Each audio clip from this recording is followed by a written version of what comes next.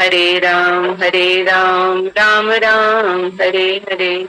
सर्वप्रथम मैं अपने गुरुदेव श्री पूज्यपाद भक्ति वेदांत नारायण गोस्वामी महाराज जी के श्री चरणों में अनंत कोटि दंडवत प्रणाम करती हूँ। तत्पश्चात समस्त गुरु वर्ग के श्री चरणों में भी कोटि कोटि दंडवत प्रणाम और आप सब भक्तों के चरणों में भी यथा योग दंडवत प्रणाम स्वीकार हो। कल हम लोगों ने श्रवण किया था कि सुखदेव गोस्वामी जी कहते हैं, 10th वाला श्लोक जो है हमने हाफ किया था। इसमें कहते हैं, तदहम ते अभिस्त्यामि महापौरुषिको भवान यस्य श्रद्धात्माशु श्याम मुकुंदे मति सती। ये भी बहुत इंपॉर्टेंट श्लोक है ये हमारा, क्योंकि यहाँ पे सुखदेव गोस्वामी जी कह रहे हैं कि ये श्रीमद् भागवत कथा जो एज इट इज है, जो मैंने श्रवण की है, वो मैं तुम्हें सुना रहा हूँ। तात्पर्य क्या, यहाँ पर एक तो ये परंपरा युक्त है और जैसा सुनाया जा रहा है, यानी जैसा मैंने सुना एज इट इज आपको सुनाया जा रहा है। तो कह रहे महापौरुषी को भवान, ये भी बड़ा इंपॉर्टेंट शब्द है यहाँ पर, क्योंकि कह रहे कि और जो श्रोता कौन है, परीक्षित महाराज जी। और परीक्षित महाराज जी क्या है, कृष्ण के बहुत बड़े भक्त हैं। यानी जो श्रीमद् भागवत कह रहा है और जो सुन रहा है, दोनों की यहाँ पर प्रमाणिकता जो है प्रतिपादित होती है। क्योंकि जो सुना रहे हैं वो परंपरागत होनी चाहिए और जो श्रवण कर रहे हैं वो कैसे होने चाहिए, श्रद्धा युक्त होने चाहिए, यानी कृष्ण के एकांतिक अनन्य भक्त होने चाहिए। जो साधारण जनता, कल भी जैसे मैंने बताया था कि अगर जो साधारण जनता सुनती है श्रीमद् भागवत कथा, तो उसको क्या प्राप्त होता है अगर वो श्रद्धा पूर्वक सुनती है? तो कौन बताएगा, हाथ खड़ा करो। याद है किसी को? किसने किया हाथ खड़ा? ललिता जी बताओ। कृष्ण भक्ति प्राप्त होगी। दीदी मैंने कल तो क्लास नहीं सुनी, बोलो। आप बताते हो कि जो साधारण अगर साधारण जनता जो है श्रद्धा युक्त होकर श्रवण करती है, तो वो क्यों न किसी सकाम भाव से, अगर सकाम भाव से की सारी इच्छाएं पूरी हो जाते हैं। चलो रेशमा दीदी आप बताओ, आपने हाथ खड़ा किया है। हरे कृष्णा। आपने माइक खोला, हमें सुनाई नहीं पड़ रहा। बोलना मैंने माइक। दीदी मैंने भी बोला था, आपको सुनाई नहीं दे रहा हमारा। हरे कृष्णा, मैंने माइक खोला हुआ है, सबको नहीं आ रही मेरी आवाज ही नहीं आ रही है। नहीं रेशमा जी, हमें आ रही है आवाज, हमें आ रही है आपकी आवाज। हाँ दीदी, आपने मुझे भी नहीं सुन पाया। पता नहीं मुझे नहीं आ रही है। नहीं, मुझे आ रही है क्या? आ रही है। आप लोगों की आवाज को क्या हो गया? वैसे तो बहुत सही था। एक बार मैं दोबारा रिज्वाइन करती हूँ।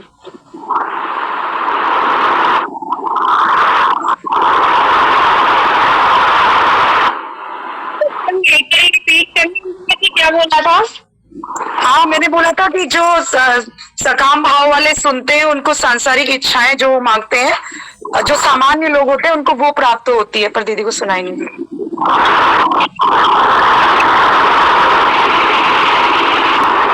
हरे कृष्णा। हाँ हेलो। पता नहीं आप लोगों की आवाज में से बहुत अच्छी आ रही थी पहले, अब क्यों नहीं आ रही है, पता नहीं क्या प्रॉब्लम है। बहुत अब आ रही है, राधे राधे आ रही है आवाज। इसमें से देखती हूँ, कॉल मेरा सब कुछ ठीक ठाक तो है। आवाज आ रही है। आप लोगों को मेरी आवाज ठीक आ रही है ना? आपकी आवाज क्लियर आ रही है। चलो मेरी ही सुन लो, फिर जब क्वेश्चन आंसर करूंगी तब पता चलेगा। लेकिन पता नहीं तुम लोगों की आवाज क्यों नहीं आ रही मुझे। है बाकी सब तो बंद। दीदी आप क्लास के बाद फोन को एक बार स्विच ऑफ कर दीजिए, ब्लूटूथ तो बंद कर दिया है। आपकी आवाज आ रही है, आप बोलिए। दीदी हम बताएं भी कैसे कि क्या करें? डू नॉट डिस्टर्ब दबा होगा शायद, पता नहीं। ये बात भी तो नहीं सुनेंगे ना। ठीक है, इसमें भी अभी तो आप लोगों की वॉइस बहुत मैसेज डाल ठीक हो जाएगा। हाँ अच्छा वहाँ मैसेज डालते हैं। हाँ नीचे अभी तक तो ठीक। आप लोग जब तक एक कीर्तन करो, मैं दोबारा आपको ज्वाइन करती हूँ। एक बार आप लोग एक छोटा कीर्तन करो।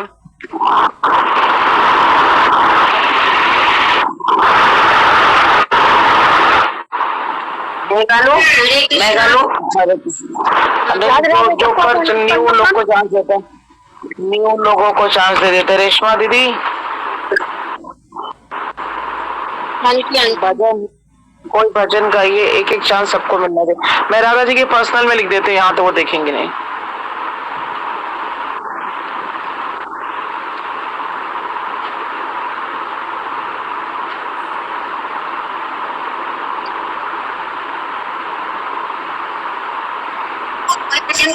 अब मैं भी अंजना जी, मैं भी काम कर रही हूँ ना थोड़ा, तो ऐसा है आप लोग जो आंसर दीदी पूछेंगे मैसेज करके लिख देना, मैं भी अच्छा, कोशिश अच्छा। करूंगी। ठीक है, ठीक है, मैसेज ठीक। डाल देंगे। गोविंद गोविंद का नाम है, भज गोविंद भज गोविंद भज गोविंद का नाम रे। गोविंदा के नाम बिना तेरे, गोविंद के नाम बिना तेरे कोई ना आवे काम रे। भज गोविंद भज गोविंद भज गोविंद का नाम रे। ये जीवन सुख दुख का मेला, ये जीवन सुख दुख का मेला, दुनियादारी स्वप्न का खेला। ये जीवन सुख दुख का मेला, दुनियादारी स्वप्न का खेला। जाना तुझको पड़े अकेला, जाना तुझको पड़े अकेला। भजले हरि का नाम रे। भज गोविंद भज गोविंद भज गोविंद का नाम रे। गोविंद की महिमा गा के, गोविंद की महिमा गा के, प्रेम के उस पर फाग लगा के। गोविंद की महिमा गा के, प्रेम के उस पर फाग लगा के। जीवन अपना सफल बना ले, जीवन अपना सफल बना ले। चल ईश्वर के धाम रे। भज गोविंद भज गोविंद भज गोविंद का नाम रे। गोविंद के नाम बिना तेरे, गोविंद के नाम बिना तेरे कोई ना बेकाम रे। भज गोविंद भज गोविंद भज गोविंद का नाम रे। अब ये फोन में आप लोगों की भी आवाज सुनाई पड़ रही है और आप लोगों को मेरी। अब सारे लोग जो बिल्कुल म्यूट कर दो ताकि जरा से भी कहीं से भी कोई आवाज दूसरी ना आए। ठीक है, अब साइलेंट है। तो हम लोग श्रवण कर रहे थे कि सुखदेव गोस्वामी जी कह रहे हैं कि श्रीमद् भागवत कथा को मैं एज इट इज सुना रहा हूँ। इसका मतलब यहाँ पे प्रामाणिक है, यानी जो सुना रहे हैं वो भी परंपरागत होने चाहिए और जो श्रवण करे वो भक्त होने चाहिए, है ना। तो यहाँ पर आता है कि सर्व जो जनसाधारण जो लोग हैं वो लोग भी श्रीमद् भागवत कथा सुनते हैं तो उनको क्या लाभ होता है। तो यदि अगर वो श्रद्धा युक्त होके सुनते हैं तो जो भी उनकी हृदय की कामनाएं हैं वो पूर्ण हो जाती है। और प्रेमी भक्त यदि उनको श्रवण करते हैं तो वो साक्षात भगवान को प्राप्त कर लेते हैं। तो ये डिफरेंस आता है जनसाधारण में और जो है प्रेमी भक्तों में। लेकिन इनका तभी लाभ है जब हम, अगर सुनने को तो जनसाधारण भी सुन लिया, लेकिन अगर जैसे परीक्षित महाराज जी ने कथा सुनी और वो मोक्ष को प्राप्त हुए, तो श्रवण के द्वारा उन्होंने पूजा पाठ बाकी सब कुछ ने लगातार 7 दिन में भी अगर सुनते हैं कथा, तो उसमें भी हमारा मोक्ष प्राप्त हो सकता है, यदि अगर वक्ता सुखदेव गोस्वामी जैसे हो। तो इसका मतलब है कि अगर जनसाधारण में भी हम लोग कथा सुन रहे हैं तो प्रामाणिक वक्ता से ही कथा सुननी चाहिए, जो परंपरागत हो, अनन्य भक्त हो उन्हीं से। यानी अगर 3 गुण जो है, रजोगुण, तमोगुण और सतोगुण, अगर इन तीनों में से अगर हम किसी के सुनते तो उसी तरह का हमारे अंदर भी फर्क पड़ता है। जैसे अगर कोई तामसिक व्यक्ति है, यदि वो भागवत कथा रोजी रोटी के लिए कर रहे और वो कथा करे, तो उसका प्रभाव भी फिर तामसिक ही पड़ेगा। इसी तरह से कथा 3 प्रकार की हो गई, यानी तामसिक, राजसिक और सात्विक, 3 प्रकार की यह कथा हो गई। और जो परंपरागत करे, जो अनन्य भक्ति करते, वो निर्गुण कथा होती है, तीनों गुणों से ऊपर। और क्योंकि अगर वो मान लो इस संसार में भी रह गए और वो 3 गुण भी उनके अंदर है, तो भी वो बिल्कुल उस तरह से निष्क्रिय हो जाते हैं वो 3 गुण, जब हम लोग सरेंडर करते हैं। क्योंकि हमारी जो लक्ष्य क्या है, निर्गुणा भक्ति है, कोई सगुण भक्ति नहीं है, हमारी निर्गुणा भक्ति 3 गुणों से ऊपर की है। तो लक्ष्य हमारा वो है, इसलिए हमारी जो भक्ति है वो भी निर्गुणा भक्ति बन जाती है। यहाँ तक क्लियर है? आगे सुखदेव गोस्वामी कहते हैं, यस्य श्रद्धात्माशु सिक्कम मुंदे मति असति। कह रहे कि यदि जो भी श्रीमद् भागवत कथा को बड़े ध्यान से सम्मान पूर्वक सुनता है, तो उसे मोक्षदायक परिवार की मोक्षदायक जो परमेश्वर की प्राप्ति अवश्य होती है। यानी कोई श्रद्धा युक्त सुनेगा, निष्काम भक्त, अगर कहते हैं निष्काम भक्त मन से अगर कोई श्रवण करेगा, तो उसको क्या लाभ होगा कि उसको अनन्य भक्ति, यानी उसकी जो मति है कृष्ण में लग जाएगी और कृष्ण से उसको प्रेम हो जाएगा। और वो भी बोला कौन सा प्रेम हो जाएगा, अविचल, यानी जो दृढ़ता पूर्वक उसमें रहता, चाहे सर्कमस्टांसेस कैसे भी आ जाए, फिर वो भक्ति नहीं छोड़ता। तो खाए सुख खाए, चाहे कुछ भी आए, लेकिन उसको कृष्ण से इतना प्रेम होता है कि वो चाहकर भी कभी किसी भगवान को छोड़ नहीं पाता है। अपना सुख दुख को भी अपने ही समान, अपने प्रारब्ध को समझ के ही वो उन सब चीजों को सहता रहता है। तो इसका यहाँ पे स्वामी महाराज जी की कुछ टीकाएं हैं, तो उसको भी हम श्रवण करते हैं, क्योंकि स्वामी महाराज जी ने यहाँ पे जो टीकाएं दी वो कहते हैं कि यहाँ पर जो है शिष्य गुरु दोनों ही प्रमाणिक होने चाहिए। वहां पर पूर्ण अर्थात श्री सुखदेव गोस्वामी जी ने अपने महान पिता से जो जैसा सीखा उसी रूप को सुनाने का यहाँ पर प्रयास किया है। यानी जो जैसा सुना जाता है, जो एग्जैक्ट चीज, जो शास्त्रों में जो चीज लिखी हुई है, हमें एग्जैक्ट वही बतानी चाहिए, अपनी मन गढ़ंत नहीं।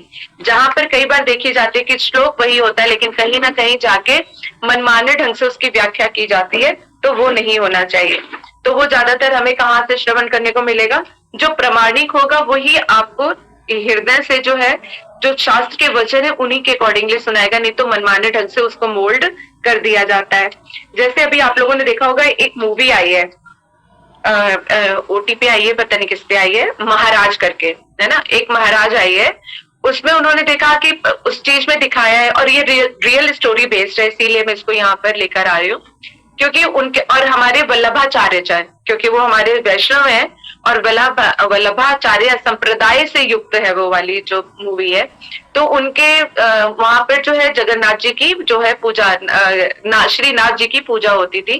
तो वो परंपरागत, मतलब परंपरा से युक्त होकर इस तरह से चले आ रहे, उस तरह की परंपरा नहीं कि जो गुरु परंपरा से नहीं, वो पैतृक होता है, मतलब पिता का पुत्र, पुत्र का पुत्र, इस तरह से चलते वो चलते हैं। तो उसमें दिखाया कि जो पुरानी रीतियों से जो उनके ऊपर इतना श्रद्धा करते थे और उनको भगवान मानने लग जाते, धीरे धीरे वो क्या करते हैं, खुद को ही भगवान माने। तो महाराज मूवी में यही दिखाया है कि परंपरा से वो पैतृक उसमें चलता आया और वो अपने आप को इतना कहते कि पूरे गांव का जो है अपने आप को मुखिया और भगवान ही मानने लगे, कि आरती करना, सब कुछ करना, लड़कियों का शोषण करना, तो ये सारी चीजें उसमें दिखाई गई है। तो फिर वहां का जो एक, मतलब किसी ने इसी तरह से आवाज उठाई, उस लड़के का नाम क्या था भूल गया, लेकिन भूल गई मैं, और वो जो है वो वैष्णव उसमें था, और वैष्णव ही ने ये सारी चीजें, इस परंपरा को खत्म किया था। तो यहाँ पे इसी तरह से जैसे श्रीमद् भागवत हो गया या अर्चन पूजन हो गया, तो ऐसे लोगों के हाथ में नहीं है कि हाँ, कनक दास तुमने देखी है, संगीता ने देखी है ये मूवी, है ना। तो कृष्ण, हाँ कृष्णदास था उस मूवी का नाम। नहीं, मूवी का तो महाराज है, लेकिन लड़के का जो नाम है जो वो कृष्णदास था, वो वैष्णव परंपरा से था, वैष्णव था, और उसी ने इस परंपरा को स्थगित किया। कह रहे विश्वास होना चाहिए लेकिन अंधविश्वास नहीं होना चाहिए। तो वहां पे चरण सेवा के नाम पर जो है वो लड़कियों को चूज करता था, चाहे वो मैरिड हो चाहे वो अनमैरिड हो। चरण सेवा के उसके मतलब चरणों से शुरू को लेके पूरे उसके शरीर की सेवा तक की का था। और एक उसमें है कि और दूसरों को टिकट लगा के देखने भी दिया जाता था। तो इस तरह की ये कुरीति चलती आ रही थी, तो उस प्रथा को खत्म किया।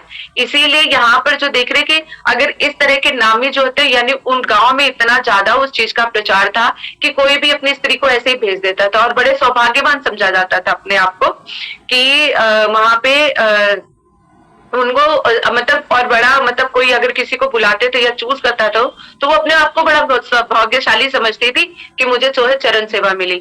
इस तरह की जो है संहिता कह रही है लपसी भी बनती थी उनके घर में, मतलब फिर बहुत खुशी मनाई जाती थी। हालांकि ये बहुत ही गंदा कार्य था। तो धीरे धीरे इस परंपरा को यहाँ पे कुरीतियों ने खत्म किया। तो अगर यदि ऐसे मुख वालों से अगर हम श्रीमद् भागवत कथा सुनेंगे, यहाँ पे तो चलो ये सारी चीजें उजागर हो गई, नहीं तो वो तो बना तो साधु ही संत बन के घूमता था, इस तरह से शोषण कर रहा था। इसी तरह से आजकल भी जो कलयुग में है, तो यहाँ पे सुखदेव गोस्वामी और स्वामी महाराज जी इसी चीज को क्लियर कर रहे हैं कि जिनकी जो बुद्धि है सिर्फ 7 दिन तक ही जो है उनकी बुद्धि सात्विक रहती है। उसके बाद वो चाहे लहसुन प्याज खाए, चाहे कुछ भी खाए, तंबाकू खाए, पान खाए, तो खाते रहते हैं। तो इस तरह से अगर वो तामसिक चीजों का श्रवण वो खा रहे हैं, तो तुम्हें बताओ फिर वो किस तरह से अपने जो सात्विक कथा है, श्रीमद् भागवत कथा है, जो वेदों का सार है, वो वर्णन कर पाएंगे। तो वो इस तरह से वर्णन उनका कर ही नहीं सकते हैं। इसलिए हमें इन सब चीजों को समझना पड़ेगा कि हम कहाँ से सुन रहे हैं, क्या श्रवण कर रहे हैं, और किस तरह से हम लोग ताकि अज्ञानी ना बन पाए। जो शुद्ध चीज है, जैसे हम लोग शुद्ध देसी घी खरीदते हैं, शुद्ध दूध खरीदते हैं, सोचते हैं ना उससे भैया 10 रुपए फालतू ले लेना, लेकिन बिल्कुल शुद्ध देना। इसी तरह से कथा में भी होता है कि कथा में हमें भैया शुद्ध ही सुनाना, मन की कुटी हुई नहीं सुनाना, है ना। तो ये भाव हमारे अंदर होना चाहिए। इसीलिए कहा अनन्य भक्ति और परम आचरण देखना पड़ता है। साधु का अगर किसी से भी कथा सुन रहे हो या किसी को भी बुलाया है तो उसका आचरण देखना पड़ता है। इसीलिए श्रीमद् भागवत में गुरु के भी लक्षण बताए हैं कि कैसे से कथा सुननी चाहिए। जैसे नशीली पदार्थों का बिल्कुल भी इसमें वर्जित है, बिल्कुल वर्जित है। लेकिन मैंने यहाँ तक जितने भी सारे पंडित देखे हैं या कुछ है, लेकिन सब लोग तंबाकू खाते हैं। मैं अभी गांव में आवन खेड़ा में जहाँ पे मैं गई थी, वहां पे कहते कथा करने के लिए, तो वहां पे लीलाओं का भी था शाम को। तो मैंने जैसे आप लोगों को बताया ही था कि वो वहीं पर ही बैठ के वो कहते कि लीलाओं की कथा कर रहे हैं, और उसने पुड़िया खोली और खा के फिर वो करे। मैं पीछे बैठी हुई थी तो मैंने उसको वहीं पर ही टोक दिया था उस चीज के लिए। तो मैं ये देख के मतलब जो कथा करे उनको इस चीज का आभास ही नहीं है कि वो कर क्या रहे हैं। तो ऐसे से सुन के हमारा कहाँ बेड़ा पार होगा। जो उनके अंदर लस्ट है, जिस तरह के देश ईर्ष्या भाव जो है, जैसे से जो सुनोगे वही तुम्हारे अंदर भी आएगा। क्योंकि ये तो कहते हैं ना, वाणी के थ्रू जा रहा है सब कुछ। जो जैसा तेल धारा बताता है, जैसे सामने होगा वैसे ही सामने भी तुम्हें प्राप्त होगा। इसलिए हमें बहुत ही सतर्क रहना चाहिए, इधर उधर से कथाएं नहीं सुननी चाहिए। यानी कि ये YouTube में भी हमें लगता है कि ये कथाएं बोले बड़ा अच्छा कथा बोलते हैं, लेकिन उनका सारा सब चीजें ही चेक करके तब हमने करें। क्योंकि मन हमारा बड़ा चंचल है, गलत चीजों को बहुत जल्दी पकड़ लेता है। अरे उन्होंने ये बोला था तो मेरे मन के मुताबिक था, उसको पकड़ लिया। भैया किसी ने तो बोला है, पकड़ लिया। लेकिन वो सही है या गलत, तब तक हमें इस चीज को देख के ही हमें ये चीजें ग्रहण करनी चाहिए। ठीक है, इसलिए स्वामी महाराज जी ने यहाँ पे बोला है कि शिष्य अर्थात परीक्षित महाराज श्री भगवान के क्या है, कृष्ण भक्त, महान भक्त है, यानी श्रद्धा युक्त होना चाहिए कथा सुनने के लिए। भगवान श्री कृष्ण का भक्त कौन होता है? जो निष्ठावान होकर विश्वास करता है। अब देख लो, ये हमारे ऊपर भी है। जो हरिनाम दीक्षा हम लोग ले चुके हैं ना, तो हमारे ऊपर भी यही डिपेंड करता है कि हमारी निष्ठा कैसी है। हम लोग कहते हैं ना कृष्ण भक्त है, तो देख लो यहाँ पे स्वामी महाराज जी किस तरह से कह रहे हैं कि कृष्ण भक्तों की क्या क्वालिटी होनी चाहिए। पहला बताया कि वो जो है निष्ठावान होना चाहिए, और उनको पूरा विश्वास होना चाहिए कि भगवान श्री कृष्ण ही सब कुछ है, और पूर्ण रूप से केवल उन्हीं की शरण ग्रहण करने से मनुष्य पूर्णतः पवित्र बन सकता है। ठीक है, तो यहाँ पर ये पूरा दृढ़ विश्वास होना चाहिए कि कृष्ण की पूजा करने से ही समस्त देवी देवताओं की पूजा हो जाती है। अगर अब यहाँ पे तुम लोगों से कोई प्रश्न करे कि आप लोग तो कृष्ण को मानते हो, तो इसलिए कहोगे कि कृष्ण की पूजा करने से सबकी पूजा हो जाती है। अगर कहते और जो जैसे कोई देवी भक्त हो या फिर कोई शिव भक्त हो, अगर वो लोग सोचे इस बात के लिए, तो आप लोगों के पास क्या प्रमाण है कहने के लिए? तो वो कहेंगे हम तो शिव भक्त है, तो हम शिव जी को बोलेंगे। तो आप कैसे उन लोगों को ये मतलब कोई प्रमाण तो देना पड़ेगा ना कि जो आप बोल रहे हो बात कृष्ण भक्ति या शिव भक्ति या देवी भक्ति की नहीं है, बात यह है कि शास्त्र क्या कहता है। तो उसके लिए है कुछ आपके पास कहने के लिए? इतना आप लोगों ने सुना है सब कुछ। इसने हाथ किया खड़ा किया, मुझे मेरे पास नाम नहीं आ रहा उसका। ललिता देवी, बताओ ललिता। हरे कृष्णा दीदी। जी दीदी, हम उनको कहेंगे कि शास्त्रों में भागवतम में भी लिखा हुआ है, शास्त्रों में जो लिखी हुई बात है कि कृष्ण तो स्वयं भगवान आनंद राधि विग्रह, ये वाला भी हम बोल सकते हैं दीदी, क्योंकि ब्रह्म संहिता में खुद पहला श्लोक में बोला गया है ये कि जो शास्त्र से जो प्रमाणिक है वो हम बोल रहे हैं कि कृष्ण भगवान है, और देवी देवताओं के लिए कहीं नहीं लिखा गया है कि वो भगवान है, वो देवी देवता ही है। ठीक है, 2 श्लोक आपने इसमें से बताए। साधना, अब आप बताओ। हरे कृष्णा दीदी। हाँ, ब्रह्म पुराण में बोले ना, वो जो क्या कहते हैं, ब्रह्मा भगवान जी, ब्रह्मा जी जो बोले हैं परम ब्रह्मा कृष्णा, मतलब मुझे श्लोक याद नहीं आ रही है। ठीक है, जो अभी इन्होंने बोला था, ललिता ने बोला। ठीक है, ठीक है। और संतोष जी ने खड़ा किया हुआ है हाथ, किसने खड़ा किया? रागलेखा दीदी है वो, मुझे नाम नहीं आ रहा है। हरे कृष्णा दीदी। रागलेखा दीदी। हरे कृष्णा दीदी। दीदी हाँ बोलो। दीदी, भागवतम में जो है और गीता में भी भगवान ने अपना विस्तार रूप बताया है कि सारे देवी देवताओं को उन्होंने अपने अंदर ही दिखाया है। तो किसी भी देवी देवता ने अपना ऐसा विस्तार रूप ने दिखाया कि सब मेरे अंदर है। यहाँ पे भगवान कृष्ण ही सबका अपना विस्तार बताया है सबको। और दीदी कई जगह जो है, जैसे ब्रह्मा ने भी उनके चरणों में अपराध किया था, इंद्र ने भी उनके चरणों में अपराध किया था। तो इन चीजों से पता चलता है कि उनके चरणों में अपराध करने के बाद फिर उनके साथ क्या क्या हुआ। तो इससे भी हमें पता चलता है कि भगवान कृष्ण ही भगवान है। बहुत सुंदर, अच्छा है। देखो आप लोगों को ये श्लोक है तो आप लोग इस चीज को क्लियर भी कर सकते हो और समझ सकते हो। यानी ब्रह्मा जी जो है सबसे बड़े देवता है, उन्हीं का श्लोक आप लोग बोल रहे हो। ईश्वरा परम कृष्णा सच्चिदानंद विग्रह अनादि राधि गोविंद सर्व कारण कारणम, ये वाला श्लोक है जहाँ पे ब्रह्मा जी कृष्ण की स्तुति करते हुए कहते हैं कि आप तो ईश्वरों के ईश्वर हो, आदि और अंत का आपका पता नहीं है, सारे कारणों के कारण है आप, है ना। तो यानी कृष्ण जो है संपूर्ण शरीर और सारे देवी देवता क्या है, उनके अंग है। यानी हम कृष्ण रूपी जड़ में अगर पानी डालेंगे तो पूरा वृक्ष हरा हो जाता है। तात्पर्य क्या है कि अगर यदि कृष्ण की पूजा हो जाती है तो सारी देवी देवताओं को प्रसन्न करना आसान हो जाता है, वो अपने आप ही प्रसन्न हो जाते हैं। नहीं तो 33 करोड़ देवी देवता है, सबको प्रसन्न करना कितना मुश्किल है, हम किसी एक या दो को ही कर सकते हैं। यानी हम सबको अगर प्रसन्न करना चाहे तो क्या है, कृष्ण को प्रसन्न कर लिया तो बाकी सब भी अपने प्रसन्न हो जाएंगे। एक इसका उदाहरण आप लोग वो दे सकते हो कि जब दुर्वासा ऋषि जी जब गए थे कहते दुर्योधन के पास, तो उनकी बड़ी सेवा भाव आवभगत की थी। तो उसके बाद दुर्योधन ने कहा, क्योंकि उसके अंदर तो ईर्ष्या थी पांडवों के प्रति, वो तो जंगल में थे, उनके पास खाना पीना इतना था नहीं, और वो 50,000 मुनियों के ऋषि मुनि के साथ आए थे। तो उन्होंने कहा कि महाराज आप मुझ पे कृपा करना चाहते तो आप जैसी कृपा आपने मुझ पे की ना, आप पांडवों पर भी करो।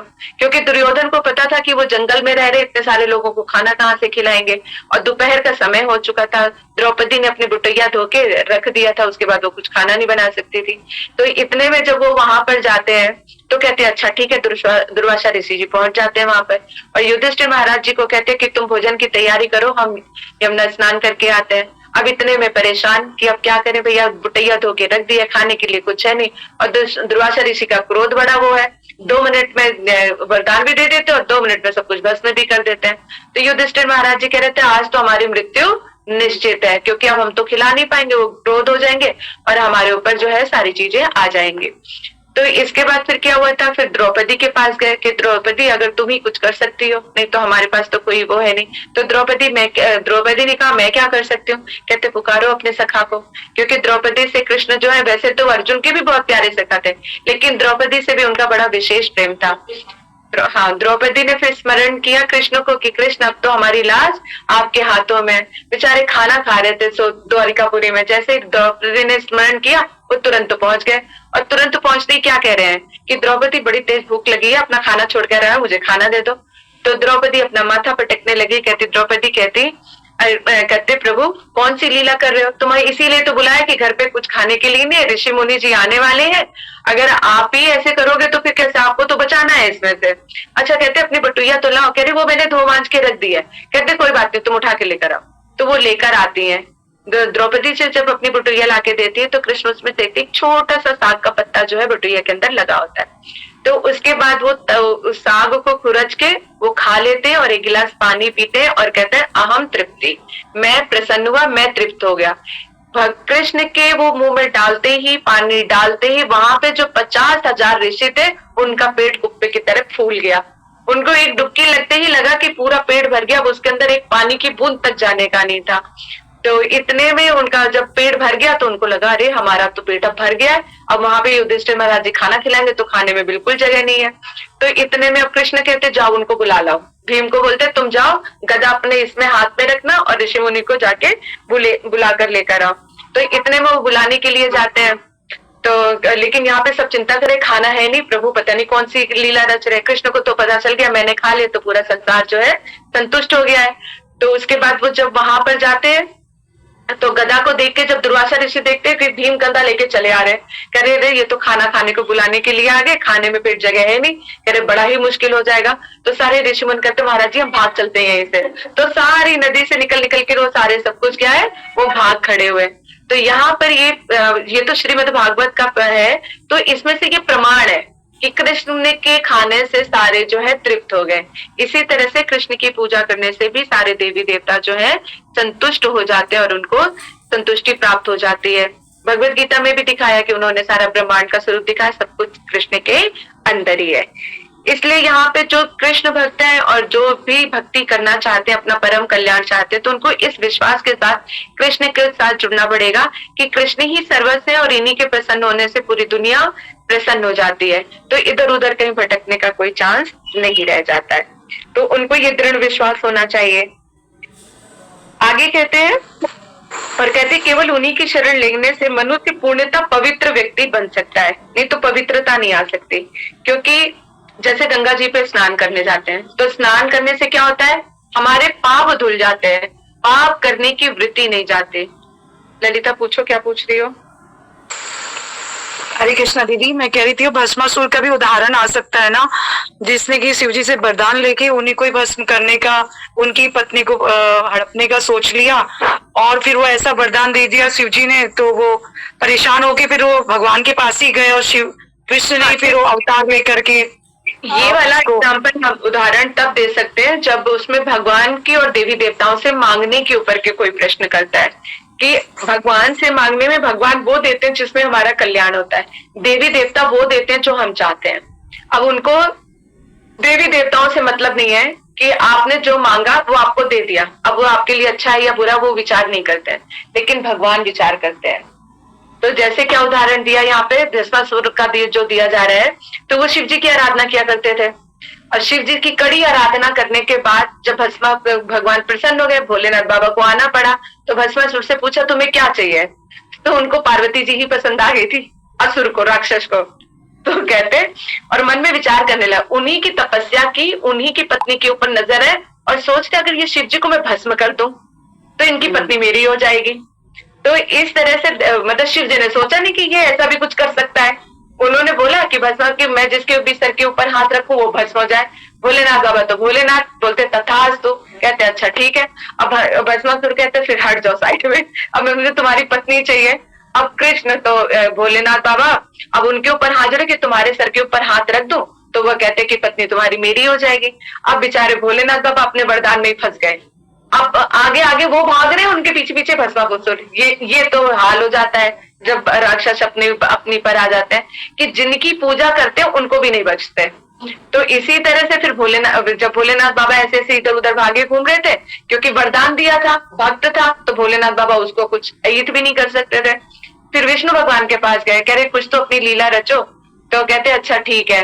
फिर कह रहे कि अपना फिर भगवान ने जो है मोहिनी रूप धारण किया कि जिनको देखने से ही जो है खुद का जो है कोई भी मन को मोह ले। तो फिर वो मोहिनी रूप धारण करके आए उस राक्षस के सामने, तो उसकी फिर से लाट टपकने लग गई क्योंकि अब पार्वती जी को भूल गया और विष्णु भगवान विष्णु लीला में जाके फिर उसका मोह, तो उसके पीछे पीछे फिर मोहिनी रूप धारण कर रहा था। कृष्ण ने पहले तो खूब घुमाया उसको इधर उधर, और सारा घूम करके जब थक गया तो कहते जब कहने बुलाने लगा तो कह रहे नहीं ऐसे नहीं, जब तक जो है मैं नृत्य करूंगा, मतलब नृत्य करूंगी तुम्हें वैसे ही मुझे पता चलना चाहिए कि तुम्हें भी नृत्य आता है। तो कहता ठीक है जैसे तुम नाचोगी वैसे मैं भी नाच लूंगा। तो कहते अच्छा ठीक है। नाचते नाचते भंगिमाएं किए और अपना हाथ ऐसे सर पे रखा, ऐसे ही जो नाचते नाचते उस राक्षस ने भी अपना सर भस्मासुर ने रखा और वो खुद ही भस्म हो गया। अगर ये कहते कि विष्णु भगवान ये चतुराई ना दिखाते तो हमारे भोलेनाथ बाबा बड़े संकट में थे। तो इस तरह से यहाँ पे पता चलता है कि देवी देवताओं से जो मांगोगे सो मिलेगा। अब वो ये नहीं सोचते तुम जहर की, जैसे हम दुकानदार पे गए, अगर उससे जहर मांगे तो केमिस्ट वाले को क्या लेना देना कि तुम जहर क्यों ले रहे हो, मरो खपो, उसका क्या मतलब, पैसा लिया और खत्म, तो ये हो जाए। लेकिन जो भगवान है वो कभी ऐसे नहीं करते। तो इसका उदाहरण कहाँ पे मिलता है, जैसे नारद जी है, नारद जी को अपने ऊपर अभिमान हो गया मैं तो बड़ा ब्रह्मचारी हूँ, मैं तो किसी स्त्री के रूप में आ नहीं सकता, किसी स्त्री का रूप मुझे लुभा नहीं सकता। तो भगवान कहते लो भैया इसको भी अहंकार हो गया। तो इसके लिए भी लीला रची उन्होंने, एक नगरी इतनी सुंदर सजाई, वहां पे बोला कि, और जब नारद जी वहां से निकल रहे थे तो वहां पे बहुत बड़ा उत्सव हो रहा था। वहां पे नारद जी गए, देखा राजकुमारी का स्वयंवर था। राजकुमारी को देखते ही उनका मन मोह गया, क्योंकि उन्होंने देखा, कह रहे कि तुम अपने ना मेरी पुत्री का, उनके पिता ले गए और बोला कि मेरी पुत्री का हाथ देख के बताओ कि मेरी पुत्री का भविष्य क्या है। हाथ जैसे ही नहीं देखा, इतने सुकोमल हाथ कि नारद जी का थर उनका हाथ कांपने लगा। और दूसरा रेखा देख के तो और अचंभित रह गए कि जिससे भी इसकी शादी होगी वो तो पूरे साम्राज्य का वो होगा, राजा होगा। तो बड़ा ही कल्याणकारी, बड़े अच्छे अच्छे लक्षण बताए। अब सोच रहे नारद जी की अगर इससे मेरी शादी हो जाए, देखो कहाँ ब्रह्मचारी और कहाँ ये सोच रहे कि अगर इससे मेरी शादी हो जाए तो मेरा कल्याण हो जाएगा। तो यहाँ पर ये इस तरह से उदाहरण है। फिर ये बड़ी लंबी कथा है, शॉर्ट फॉर्म में जाते फिर नारद जी सोचते मेरी शादी कैसे हो, तो विष्णु भगवान के पास जाते, विष्णु भगवान से कहते हैं हे हरि तुम्हारे से सुंदर कोई रूप नहीं है, तो कुछ देर के लिए अपना रूप दे दो तो राजकुमारी मुझसे शादी कर लेगी। तो भगवान से देखो ऐसी प्रार्थना की, लेकिन भगवान वही देते हैं जो भक्ति के लिए अच्छा होता है।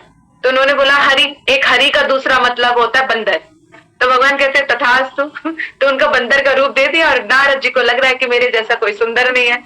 जाते हैं वहां पर, अपना आगे आगे मुंह लेकर आते हैं और राजकुमारी पीछे हट जाती है। इस तरह से करते हैं और लास्ट में फिर भगवान आते हैं और उन्हीं के ऊपर वरमाला डाल देते हैं और चले जाते हैं। फिर जब तालाब में अपनी शक्ल देखते हैं नारद जी को बड़ा गुस्सा आता है और वो जाके सीधा विष्णु भगवान के पास जाते, कहते छलिया तूने फिर मुझे छल लिया, और उल्टा भगवान को ही श्राप दे देते हैं। और हमारे भोले भाले भगवान उनके श्राप, भक्तों के भी श्राप को चुपचाप ग्रहण कर लेते हैं। तो कह रहे जैसे मैं तड़प रहा हूँ, रो रहा हूँ ना, तुम भी अपनी पत्नी के लिए ऐसे ही तड़पोगे।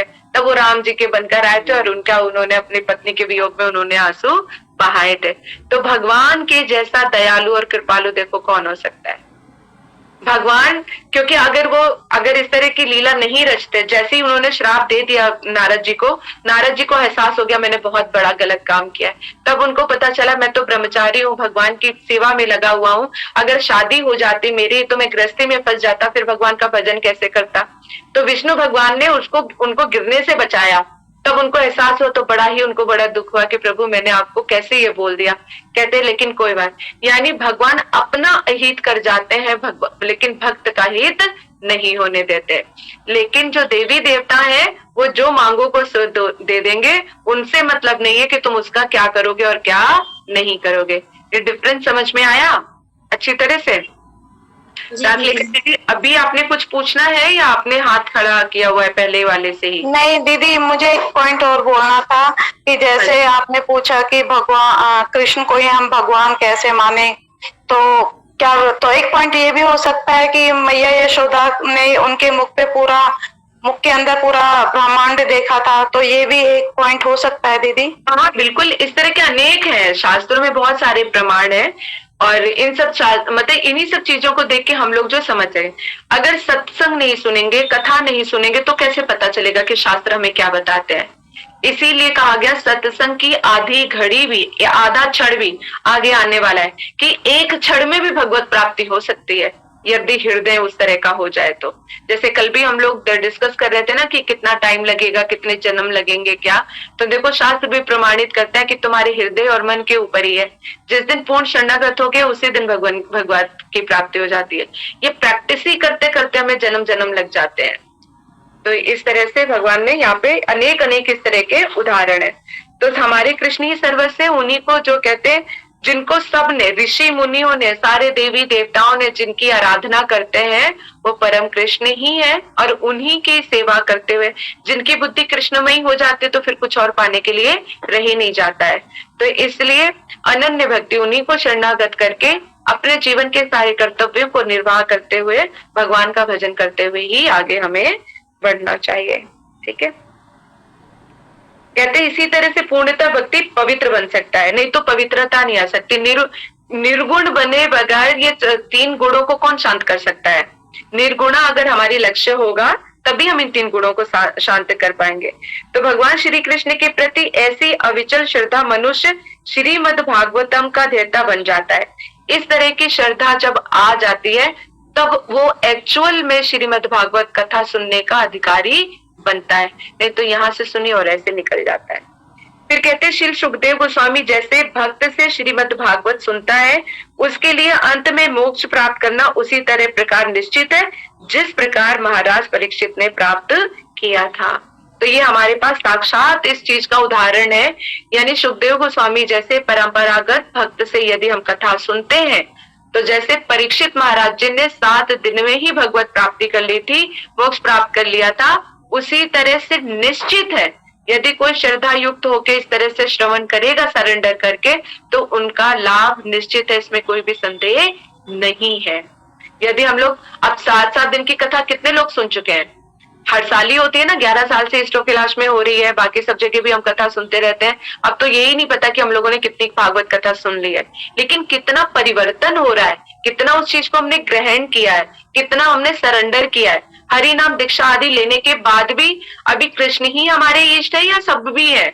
अभी भी परंपरागत में हम लोग लग जाते कि हमारे पूर्वज से चला आ रहा है, पूर्वज से ये सारी रीतियां चली आ रही हैं, तब भी हमें करना पड़ रहा है। तो ये सब चीजें अभी भी हम कहीं ना कहीं अटके हुए हैं। हाँ जी रीना।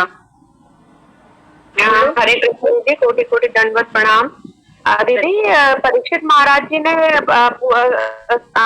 पूरी को भी कथा सुनी थी या नहीं? पूरी 24 घंटे मतलब इस चीज का नहीं, वरुण पुराण है या एक और पुराण में है, वहां पर सारा बताया है कि परीक्षित महाराज जी ने जन्मादश से यानी प्रथम स्कंद के प्रथम श्लोक से 12 स्कंद यानी 12वें स्कंद के अंतिम श्लोक तक पूरा सब कुछ सुनाया है सुखदेव गोस्वामी जी ने। जैसा एज इट इज उन्होंने वेद व्यास जी से सुना था वो पूरा का पूरा उनको सारा सब कुछ बताया है, और 7 दिन में ये सारा कंप्लीट किया है उन्होंने। हमारे यहाँ 3 घंटे की कथा होती है ना, वहां पे डे एंड नाइट चल रही थी कथा। हमारी तरह नहीं थे 3 घंटे नाचे गाए, आधा घंटा कथा की और उसके बाद सोने चले गए, सब है। वहां पे कंटिन्यूअस जो है डे एंड नाइट कथा चली थी। ऋषि मुनि वहां पे खाना पीना सब भूल गए थे। मतलब कथा में इतना आनंद है कि स्मरण ही नहीं रहता। जैसे हम लोग किसी गपशप में लग जाते तो 1 घंटा कहाँ चला गया पता नहीं चलता, ना भूख लगती ना प्यास। ऐसी स्थिति उन लोगों की थी कि सुनने में इतनी रुचि थी कि क्या समय निकल रहा है, क्या वो हो रहा है, किसी को पता ही नहीं चल रहा था, खासकर परीक्षित महाराज जी को। तो जैसे वक्ता थे वैसे ही श्रोता भी थे, क्योंकि वो प्रमाणिक अगर सुखदेव गोस्वामी जैसे वक्ता थे तो परीक्षित महाराज जी जैसे श्रोता भी थे। तो यहाँ पर तो श्रोता भी अलग होते हैं और वक्ता भी अलग अलग होते हैं। ठीक है, इसीलिए स्वामी महाराज जी आगे कहते हैं कि जिस प्रकार महाराज परीक्षित ने प्राप्त किया उनको मोक्ष मिलेगा।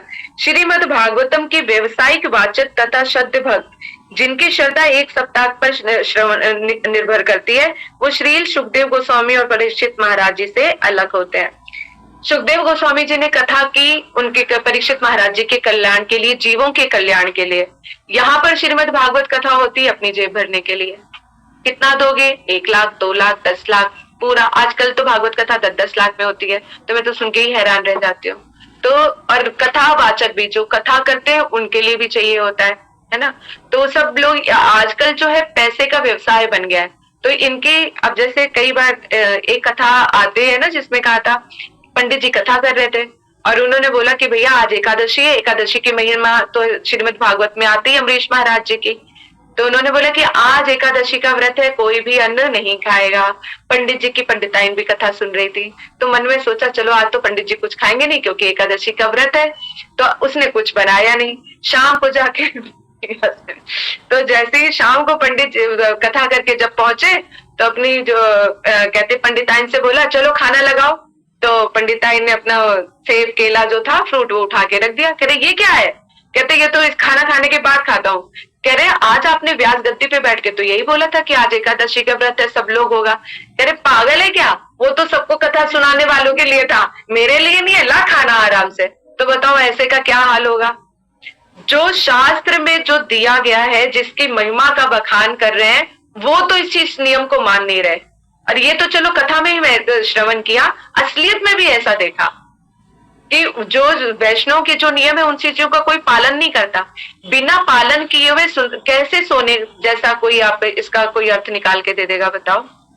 तो जिनके नियम खुद के अलग है और दूसरों के लिए अलग है, वो तो फिर भागवत कथा का निचोड़ कर ही नहीं सकते, तो वो भागवत कथा सुन ही नहीं सकते। तो उनकी श्रद्धा, और कई ऐसे भी होते हैं जो 7 दिन तक तो बड़े सात्विक से रहेंगे, नहाएंगे धोएंगे, पर स्त्री को भी स्पर्श नहीं करने देंगे, चरण भी नहीं छूने देंगे, तो मतलब सिर्फ एक चीज पे ही आहार करके रखते हैं। लेकिन 7 दिन, 8वें दिन उनको कौन कहता है कि तुम पर स्त्री को भी छूने दो, बाकी सारे काम भी करने दो?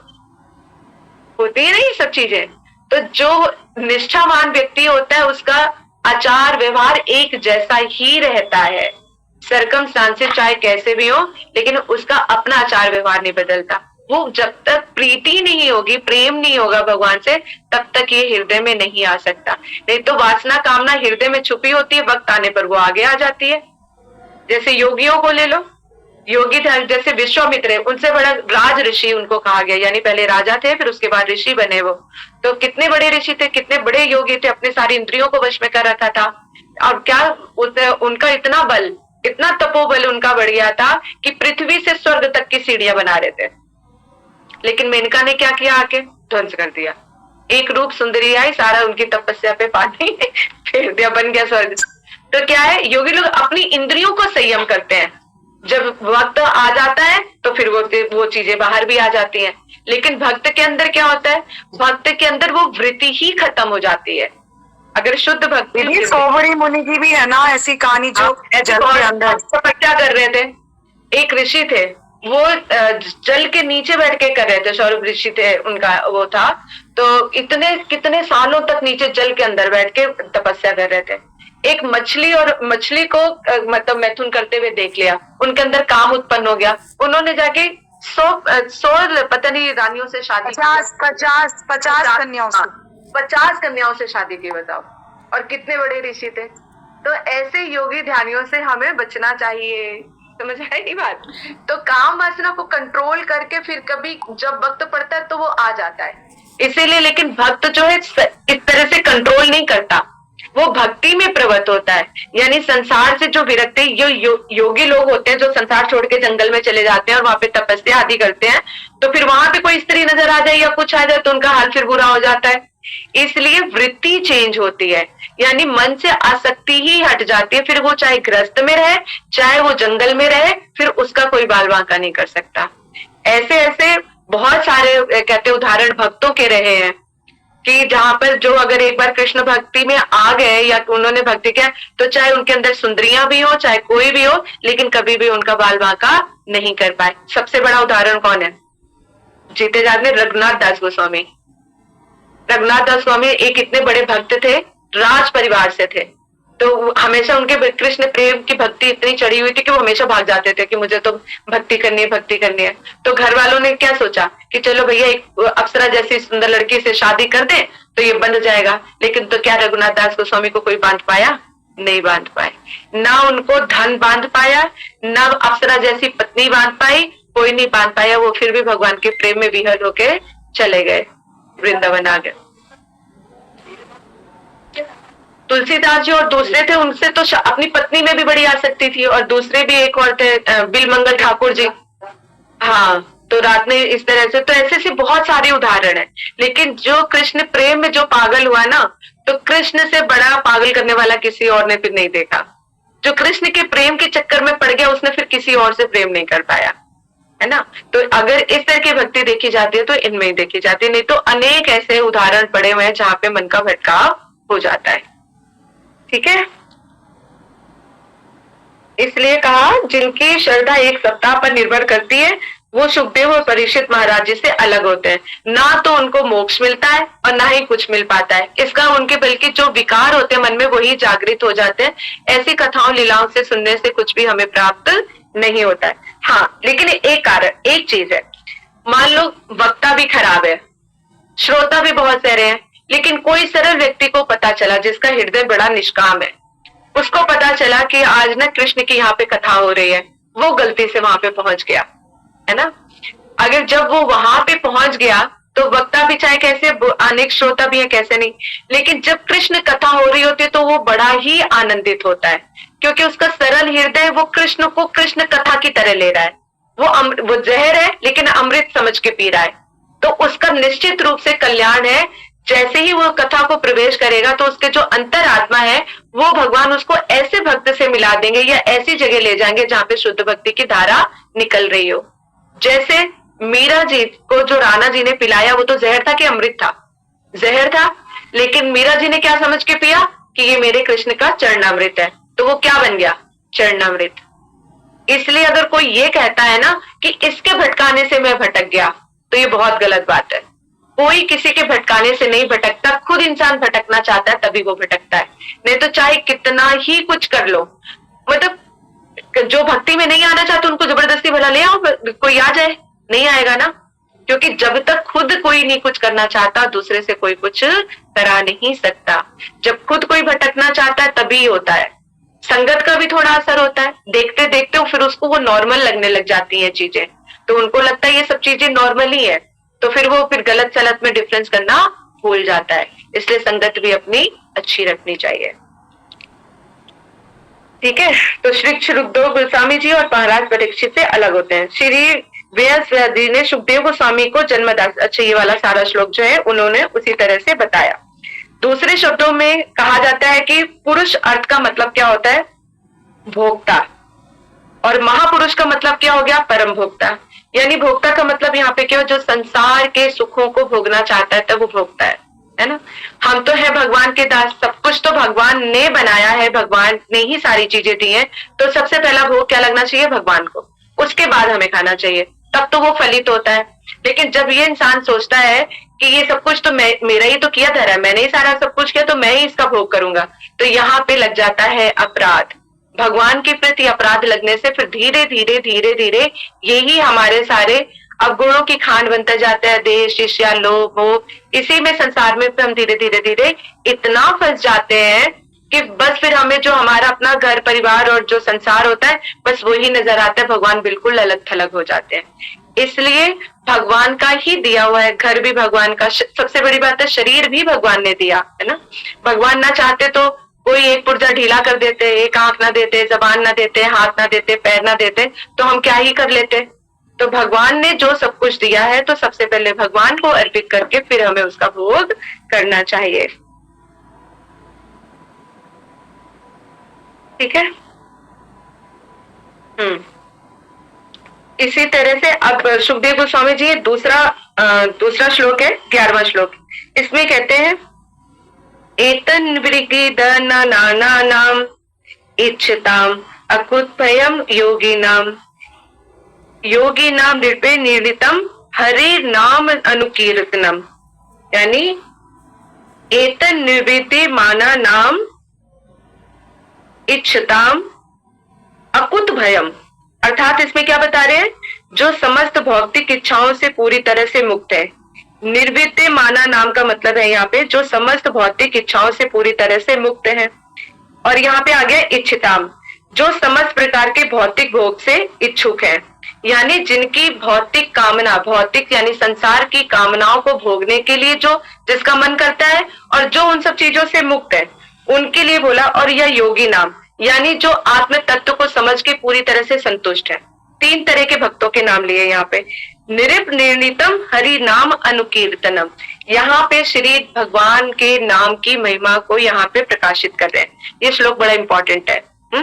यहाँ पे सुखदेव गोस्वामी जी कह रहे हैं कि जिनकी इच्छाएं पूरी हो गई हैं, या जो भौतिक संसार के सुखों को भोगना नहीं चाहते, और या जो संसार के सुखों को भोगना भी चाहते हैं, या ऐसे लोग जिन्होंने अपने संसार और सब चीजों से मुक्ति प्राप्त कर ली है और अपने आप में संतुष्ट है, ऐसे के लिए भी हरि नाम अनुकीर्तनम, यानी उनको भी भगवान का नाम श्रवण करना चाहिए।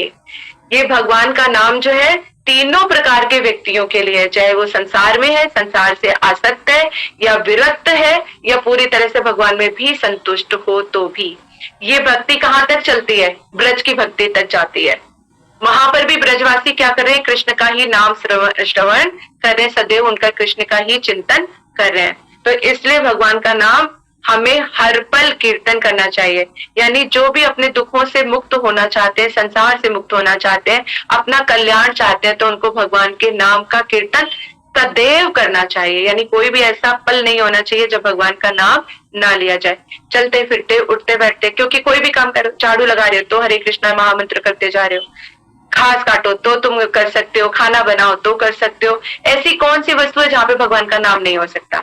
जरूरी तो नहीं कि सिर्फ माला लेके मंदिर के सामने ही बैठोगे या वृंदावन में ही जाके हरि नाम हो सकता है। हरि नाम तो कहीं भी हो सकता है। जितना, क्योंकि जितना हम इधर उधर की बातों में लगते हैं या इधर उधर टाइम पास करते हैं, उसमें अगर भगवान का नाम हो तो हमारे चित्त की शुद्धि होती जाएगी, अपने आप ही उसका आनंद आएगा। जैसे शिकंजी है ना, शरबत पियो, एक घूंट पियो तो थोड़ा आनंद आता है, फिर क्या मन करेगा पूरा एक गिलास पिया जाए, है ना, फिर एक गिलास भी पियो, फिर दूसरा भी पियो, तो इस तरह से वर्धित होता रहता है। लेकिन अगर संसारिक शरबत पियोगे तो एक टाइम आएगा तब कह दोगे बस अब नहीं पी सकते, है ना, क्योंकि पेट भर जाएगा। लेकिन ये भगवत भक्ति रूपी अमृत ऐसा है, जितना पियो उतना कम लगता है। इसका अनुभव हमें करना अभी शेष है। हरि नाम करते हैं ना, हरि नाम में इतना आनंद है, भगवान के नाम करने में इतना आनंद है कि माला हाथ से छूटती ही नहीं है, और इतना आनंद आता है इसमें। लेकिन इस चीज का हमें अनुभव नहीं है, इसलिए ये चीज हमें भाती नहीं है। अभी लगता है कब माला खत्म होगी, एक हाथ में कई बार माला देखते रहते हैं, अभी खत्म हुई कि नहीं हुई, है ना। लेकिन ये धीरे धीरे प्रैक्टिस करते करते ये चीजें भी हमें हो जाती है। इसलिए यहाँ पर इन्होंने बड़ी नाम की महिमा गाई है, और नाम गाते गाते कहा है सुखदेव गोस्वामी जी ने कि यही एक ऐसा है जो हमारी आत्मा को तुष्ट करता है, भगवत प्राप्ति कराता है। और भगवान के धीरे धीरे आध्यात्मिक स्तर पे जब भक्ति करता है इंसान, तो कैसे क्या करता है, पहले धीरे धीरे जैसे भक्ति करना उसने शुरू किया निष्काम भाव से, पहले सकाम भाव से कर रहा है। अगर कृष्ण की कर रहा है सकाम भाव से, यानी किसी कामना को लेकर भी भक्ति कर रहा है, तो धीरे धीरे उसकी भावना कैसी हो जाएगी, निष्काम। पहले भगवान से मांगेगा कि मुझे ये दे दो, वो दे दो, फिर धीरे धीरे आएगा भगवान तुम्हारी मर्जी है, देना तो दो, मत नहीं देना तो मत दो। सकाम फिर निष्काम, फिर उसके बाद है कि भगवान तुम तो सर्वत्र हो। तो उसकी दुनियादारी से भी उसकी बुद्धि थोड़ी चेंज हो जाएगी कि सब में ही तो भगवान है, किसका बुरा करूं और किसका अच्छा करूं, भगवान जो भी है सब ठीक है। फिर उसकी धीरे धीरे उसकी बुद्धि कैसी परिवर्तित होगी कि भगवान जो जैसा है ठीक है, तुमने नुकसान दिया तो तुम्हारी मर्जी, अच्छा किया तो तुम्हारी अर्जी। वो अच्छा अच्छा करते करते फिर कहाँ पे पहुंचेगा, फिर परमात्मा के। फिर जब हृदय में वो चिंतन करेगा तो सोचे कि भगवान का स्वरूप क्या है, तो पहले भगवान के रूप का वो ध्यान करेगा कि कृष्ण कैसे हैं, बंसी बजा रहे, उनके नेत्र ऐसे हैं, तो वो सुनेगा। लेकिन रूप को स्मरण करने के लिए तो सुनना पड़ेगा ना कि कृष्ण कैसे हैं। वो कहाँ बताएंगे, उसको सत्संग में पता चलेगा जहाँ पे कथा होती है। तो सत्संग से पता चलेगा कृष्ण का जो रूप है बहुत ही मनोहर है, मन को हरने वाला है। उनके नेत्र ऐसे, उनकी चितवन ऐसी, उनकी स्माइल ऐसी है, उनकी मुस्कान ऐसा है, उनके चरण ऐसे है, उनका कमर बंद ऐसा है, उनके कान के कुंडल ऐसे हैं। तो धीरे धीरे हरि नाम करते करते किसका चिंतन हो रहा है, रूप का। फिर रूप का जब चिंतन हमारा परिपक्व अवस्था में बैठता है, तो जब धीरे धीरे होता है फिर भगवान के गुणों के प्रति आकर्षित होता है मन, है ना। इसी तरह से जो ब्रह्मवादी है वो ब्रह्मवादी ब्रह्म का चिंतन करते हैं। उनको क्योंकि पता है कि एक सुप्रीम पावर है, जब सुप्रीम पावर को उनको पता चलता है उसका कोई रूप भी है तो वो आकर्षित हो गया। जैसे सुखदेव गोस्वामी महाराज, वो ब्रह्म में लीन थे, लेकिन जैसे उनके गुणों और उनके रूप का वर्णन हुआ तो वो खींचे चले आए, है ना। तो इसी तरह से धीरे धीरे भक्त जो है रूप का चिंतन करते करते कृष्ण के गुणों का चिंतन करता है। गुणों के चिंतन करते करते फिर वो कहीं लीला में प्रवेश होता है। लेकिन ये कलयुग है, इसलिए सब रूप गुण तो साइड में हो गए, भगवान के क्या गुण है, संसार कैसे बना, कैसे उत्पत्ति हुई, भगवान कौन है, ये जाने बिना उनकी लीलाओं में प्रवेश कर जाते हैं। फिर कहते हैं कृष्ण करे लीला और हम करे तो पाप। इस तरह की बुद्धि आ जाती है। यानी भगवान को भी हम जन साधारण की तरह ही ले लेते हैं। दूसरे श्लोक में यहीं पर ही बता रहे हैं कि ये जो नाम है हमारे हृदय में किस तरह से परिवर्तन करता है। तो इसलिए जिस तरह से अगर हम शुद्ध नाम लेते जाएंगे, अरे अगर अपने बच्चे को भी प्यार से पुकारो तो वो भी खींचा चला आता है ना। तो अगर उसमें भी अगर गुस्से से पुकारो या कैसे भी पुकारो तो उसका वैसा रिएक्शन भी होता है।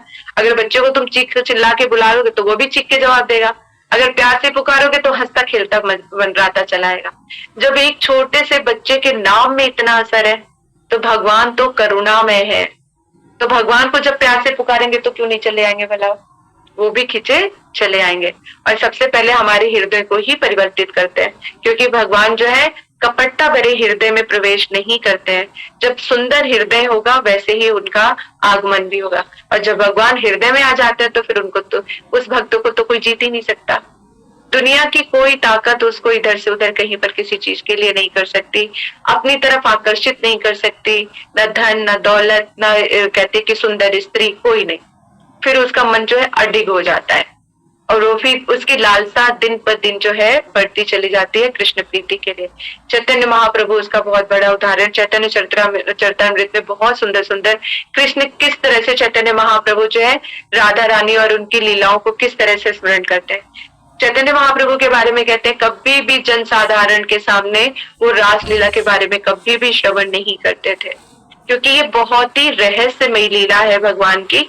जब तक हम भगवान के ऐश्वर्य वाली लीलाओं को नहीं श्रवण करेंगे कि एक ही तिरछी नजर से उन्होंने ब्रह्मांड को खत्म कर दिया, जब तक ऐश्वर्यमयी लीलाएं नहीं सुनेंगे तब तक उनकी माधुर्य लीलाओं पे हम नहीं कर पाएंगे।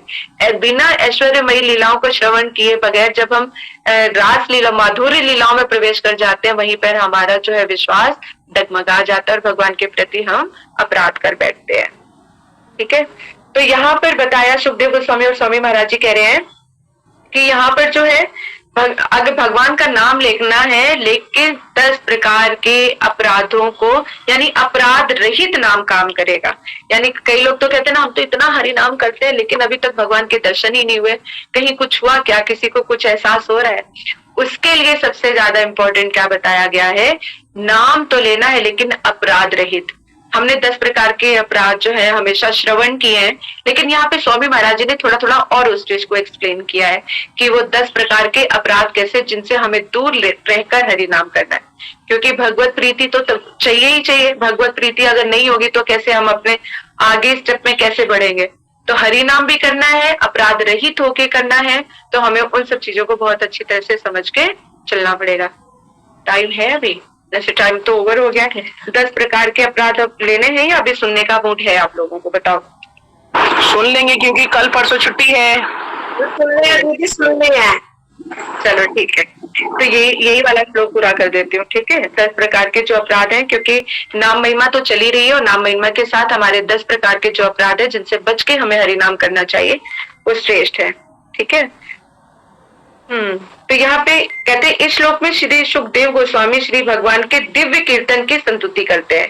यानी भगवान का नाम, ना भगवान साधारण है ना भगवान का नाम साधारण है। जब जागतिक नाम को भी पुकारो तो वो इंसान खींच के चला आता है, तो भगवान का नाम तो दिव्य है और भगवान भी दिव्य है। यानी दिव्य नाम को पुकारो, भगवान को जब हम पुकारते हैं तो उनके नाम से, नाम और नामी में कोई भेद नहीं है। अभी भगवान साक्षात हमारे सामने प्रकट नहीं हो सकते, लेकिन नाम के रूप में भगवान यहाँ पर उपस्थित है। तो अगर नाम को इतने प्रेम से पुकारोगे तो कृष्ण अपना रूप दिखाई ही देंगे। ठीक है, तो इसलिए यहाँ पे सुखदेव गोस्वामी जी ने नाम कीर्तन के, दिव्य कीर्तन के रूप जो है बड़ी संतुति की है। श्री भगवान के पवित्र नाम के निरपराध भाव से कीर्तन और श्रवण से मनुष्य पहले ही श्री भगवान के दिव्य रूप से परिचित होता है। जैसे मैंने भी आपको एक्सप्लेन किया कि धीरे धीरे जो है पहले रूप, फिर गुण, फिर लीलाओं में उसका प्रवेश होता है। फिर श्री भगवान के गुणों से, उनकी लीलाओं से इत्यादि प्रकृति से परिचित होता है। यहाँ पर इसका उल्लेख हुआ है। कहते इसका अर्थ ये हुआ कि अधिकारियों से ही श्रवण करना चाहिए, नहीं तो फिर हमें नहीं कुछ भी प्राप्त नहीं हो सकता। सबसे विशेष पहली बात यह है कि हमें कथा श्रवण हमेशा विशेष अधिकारियों से ही करना चाहिए जो करने लायक होते हैं। पवित्र नाम का श्रवण करते रहने से मनुष्य क्रमशः श्री भगवान के रूप गुण लीलाओं आदि के विषय में श्रवण करने की अवस्था को प्राप्त होता है। इस तरह उत्तरोत्तर उनकी महिमा कीर्तन की आवश्यकता उत्पन्न होती है। ये विधि न केवल भक्ति में सेवा की सफल संपन्नता के लिए संस्तुति की गई है, अपितु उन लोगों के लिए भी संस्तुति की गई है जो भौतिक रूप से आ सकते हैं, यानी हर प्रकार के लोगों के लिए नाम महिमा का गायन किया गया है। तो इसमें अब जो है अब यहाँ पे जीव गोस्वामी जी देखो, अच्छा अन्य वैष्णव की जब टीकाएं श्रवण करने को मिलती है ना तो हमारे लिए वो और लाभकारी हो जाती है। तो जीव गोस्वामी जी कहते हैं भगवान के पवित्र का नाम जब उच्च स्वर से करें, यानी इतना तो हमें बोलना चाहिए, हरे कृष्णा कृष्णा कृष्णा हरे हरे, हरे राम राम राम हरे हरे। अगर यहाँ पे जीव गोस्वामी जी ने हमें ये उपदेश दिया है, यदि हम नहीं करते हैं तो धीरे अगर हमें इतना भी ना करे जो हमें कानों से सुनाई पड़े तो ये मन कहीं आपको और कहीं लेकर चला जाएगा। तो हमें थोड़ा इतना बोलना चाहिए। एक तो अगर क्योंकि ये जीव कल्याण के लिए भी है,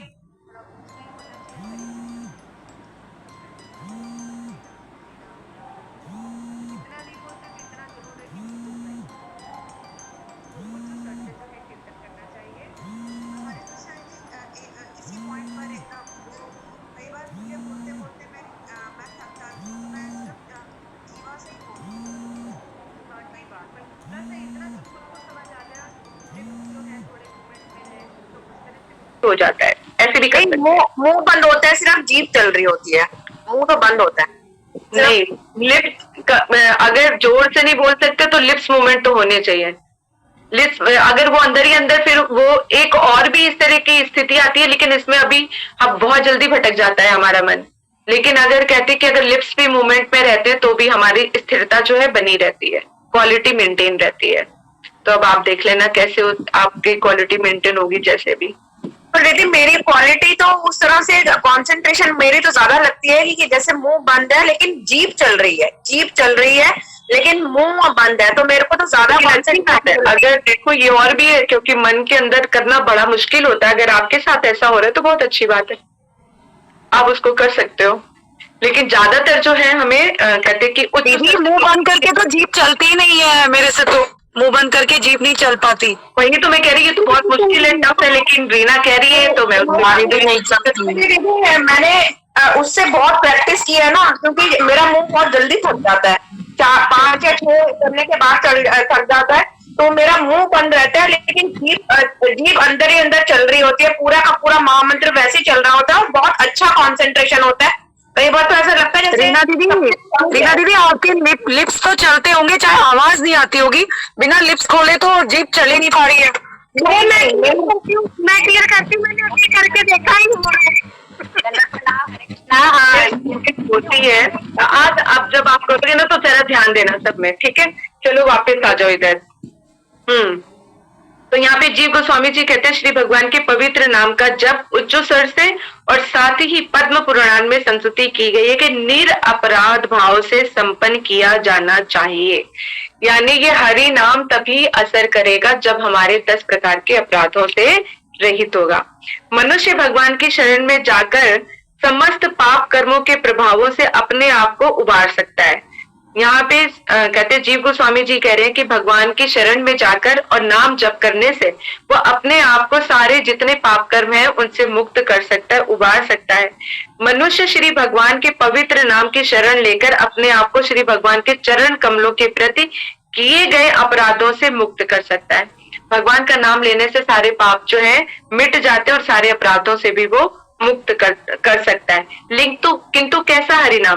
किंतु यदि कोई भगवान के चरणों में पर कोई अपराध करता है तो वे अपने आप को बचा नहीं सकता। अगर वह सोचे कि भगवान का नाम भी कर रहा है और पाप कर्म भी करता चला जाए और वो पाप कर्मों से अपने आप को बचा लेगा तो ये असंभव है। तभी हरिनाम काम नहीं करता, क्योंकि एक तरफ से हम हरिनाम करते रहते हैं, दूसरी तरफ से इतने अपराध करते रहते हैं कि वो नाम मतलब फिर वो ऊपर ही रह जाता है, तभी हमारे अंदर भी चेंज में नहीं आता। तभी हमें कई बार ये देखने में दिखाई देता है कि लोग 40-50 साल से हरिनाम कर रहे हैं, लेकिन जब वो उनके बहुत करीब जाके देखते हैं तो उनका आचार व्यवहार फिर भी जनसाधारण जैसा ही होता है, वैष्णव के तरह नहीं चेंज आता है। लेकिन फिर भी भक्ति विनोद ठाकुर जी का, और हमें इस तरह से हमेशा ये लेके चलना चाहिए कि कृष्ण के वचन को याद करके कि उन्होंने कहा आप ही दुराचार हो। मेरा अगर जिसने हरिनाम दीक्षा ले रखा है, तो अगर वो दुराचार से भी दुराचार है, तब भी आपको क्या मानना है? साधु। हरिना बोलो। और दीदी आप तो जैसे जैसे कहते हो कि उससे वृत्ति चेंज हो जाती है, तो अगर वो हरिनाम ले रहे हैं इतना तो वृत्ति तो चेंज हो जानी चाहिए ना फिर।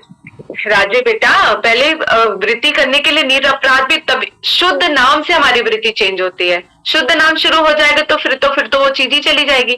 वृत्ति एक बार चेंज हो गई हमारी, फिर तो वो पाप अपराध हो ही नहीं सकता। वो तभी तक हो रहा है जब तक हमारा शुद्ध नाम नहीं हो रहा है। जिस दिन शुद्ध नाम होने लग जाएगा, अब धीरे धीरे जैसे परिवर्तन आता जाता है, जैसे अभी बोला कि पहले रूप का चिंतन इस तरह से चिंतन करते करते जब भगवान के ऊपर जब हमारा चिंतन चला जाएगा तो फिर संसार की चीजें याद ही कहाँ रहेंगी, तो वो स्थिति ही नहीं आती है हमारी। अभी हम सारे गुणों से युक्त, अपराध युक्त, और उसमें भी हम तड़का लगा देते हैं, साधु निंदा, ये सब सारी अपराध हम कर बैठते हैं, तो उससे हमारे नाम का जो है वो ऊपर ही ऊपर रह जाता है, अंदर तक तो जाता ही नहीं है, तो वो चेंज ही नहीं कर पाता इस चीज को।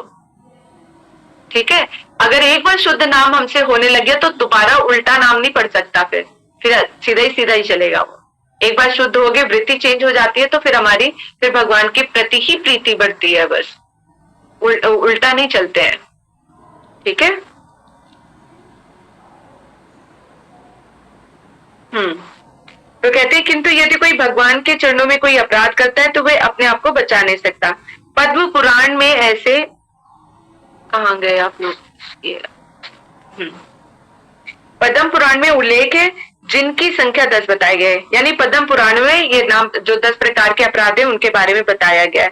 प्रथम अपराध उन महान भक्तों को कलंकित करना जिन्होंने श्री भगवान की महिमा का प्रचार किया है। यानी जो महान भक्त हैं, जो प्रचार आदि कर रहे हैं और जो कहते हैं कि भगवान की सेवा में नियुक्त है, उनके बारे में उनको कलंकित करना और या उनके ऊपर क्वेश्चन मार्क उठाना, उनके बारे में कुछ भी नेगेटिव सोचना, वो हमारा अपराध बन जाता है। तो देखो, कोई दूसरा कैसा क्या कर रहा है उसके ऊपर हम विचार नहीं कर सकते। हो सकता है देखने में हमें धोखा हो रहा और हो सकता है सही भी हो, तो हमें दूसरों से वैसे क्या ही लेना देना कि वो शुद्ध भक्ति कर रहा है या नहीं कर रहा है। अगर हमसे आके कुछ बोले या कोई बात करे तब तो समझ आती है बात कि हमें सोच समझ के विचार करना पड़ेगा। लेकिन जो हमसे, जिसका कोई इस तरह का लिंक ही नहीं है, दूसरे जो भक्त है कैसे क्या भक्ति कर रहे हैं, क्या नहीं कर रहे, अपराध कर रहे हैं या क्या कर रहे हैं, हमें उससे नहीं, हमें अपने दोषों को टटोलना है, तभी हम इस अपराध से बच पाएंगे। जो निंदा है वो हम इसी चीज से बच पाएंगे। न किसी के बारे में सोचेंगे, न किसी के बारे में बोलेंगे हम, है ना। अगर कुछ देख भी लेते हो और कुछ ऐसा बाई चांस सुन लेते हो या मन में भी आ जाता है, तो गुरुदेव से ही प्रार्थना करनी चाहिए कि हे गुरुदेव, मुझे इन सब चीजों से बचा लो, मुझे इन सब चीजों में नहीं फंसना। एक तो वैसे ही भजन नहीं होता, दूसरा अपराध करके और नीचे गिर जाते हैं हम लोग। ठीक है, तो इसी से अगर 100 दोष देखोगे तो दूसरों के दोष नहीं दिखाई देंगे। दूसरा अपराध श्री भगवान के पवित्र नामों में, देखो क्योंकि प्रचार करने के लिए ना, प्रचारकों के लिए, इसलिए यहाँ पर सबसे पहला अपराध यही बताया गया। उनके चरणों में हमसे अपराध हो जाता है। कैसे हो जाता है? जैसे साधु संत आते हैं, कभी होता है कि चलो भाई तुम लोग कुछ दक्षिणा दो, तुम ये करो वो करो। अब हमें लगता है कि जब देखो भैया पैसे की डिमांड करते रहते हैं, है ना। लेकिन वैष्णव की सोच को हम नहीं पकड़ सकते कि वो किस लिए मांग रहे हैं, कहाँ लगाना है, किस सेवा में लगाना है, भगवान ने उन्हें कौन सी सेवा समर्पित कर रखी है, वो तो हमसे इन सब चीजों में डिस्कशन नहीं करते। और हमारा क्या बन गया? अपराध। कि एक तो वो कथा कर रहे हैं, सुना रही, इतनी मेहनत कर रहे हैं, ऊपर से हमारे मन में विचार आ गया कि ये तो पैसे लेते रहते हैं, है ना। हम आगे की बात को समझ नहीं रहे, जो प्रेजेंट में दिख रहे हैं अपना ही तुक्का फिट किया और गलत है, तो इसमें हमारा बड़ा अपराध बन जाता है। फिर वो भगवान ऐसी चीजें नहीं। और एक चीज मानकर चलो, भगवान के भक्त के पास, चाहे वो कनिष्ठ भक्त क्यों ना हो, उसके पास कभी किसी चीज की कोई कमी नहीं होती। भगवान चाहे तो बैठे बैठे सब कुछ करा सकते हैं। इसका उदाहरण देखो, ये उदाहरण मैं इसलिए भी आप लोगों को दे रही हूँ क्योंकि ये मेरे साथ भी हुआ। अगर मुझ जैसी के साथ हो सकता है, जहाँ पे अभी मेरी भक्ति नहीं है, कुछ भी नहीं है, श्रद्धा भी नहीं है, प्रयास कर रही हूँ बस सेवा करने का, अगर ये मेरे साथ हो सकता है तो शुद्ध भक्तों के साथ क्या क्या हो सकता होगा ये देखो। एक बार की बात है, जब भागवत कथा की प्रिपरेशन चल रही थी और मैं उन दिनों बिल्कुल भी कलेक्शन नहीं कर पा रही थी। मतलब मैं परिक्रमाओं में जा रही हूँ, इधर उधर जा रही हूँ, तो मुझे लगता है पहले परिक्रमाएं करूँ, उसके बाद में ये सब होगा, फिर बाद में कलेक्शन करेंगे। ऐसे ही करते करते दिन भी भगवत उसमें सेवा में नियुक्त थी, तो मैं कलेक्शन कर ही नहीं पा रही थी। और इतनी बड़ी भागवत 7-8 लाख जो एक साथ लगते हैं, तो उसमें मैं पूरी चिंता तो थी कि इतने सारे पैसे कहाँ से आएंगे, क्या होगा। लेकिन मुझे ये था कि पहले मैं परिक्रमा कर लूं, उसके बाद में सोचूंगी। फिर मैं जब गई ना मंदिर, तो जब मंगला आरती हो रही थी, तो मंगला आरती में मैंने ठाकुर जी से बोला कि मैं सब कुछ छोड़ छाड़ के, तो गोवर्धन में थी मैं उन दिनों, तो मैंने कहा मैं सब कुछ छोड़ छाड़ के मैं आ गई आपके पास परिक्रमा अटेंड करने। मैंने कहा इसी के लिए तो मैं पूरा भजन कर रही हूँ, अगर परिक्रमा भी ना अटेंड करूँ तो फिर क्या फायदा। और मैंने कहा कि ये पैसे ही है, मैंने कहा अगर तुम चाहो तो बैठे बैठे लोग मुझे पैसे दे जाएंगे, अगर तुम नहीं चाहोगे, मुझे दौड़ाओगे, तो वो बात अलग है। मैंने कहा लेकिन अभी तो मैं छोड़ छाड़ के आ गई, सारी तैयारी तो तुम ही करवाओगे। मैंने कहा तुम ही तो कहते हो आगे आगे चलो, पीछे पीछे मैं हूँ, तो मैंने कहा आ जाना। तो उनके साथ मैंने इसी तरह से बात की।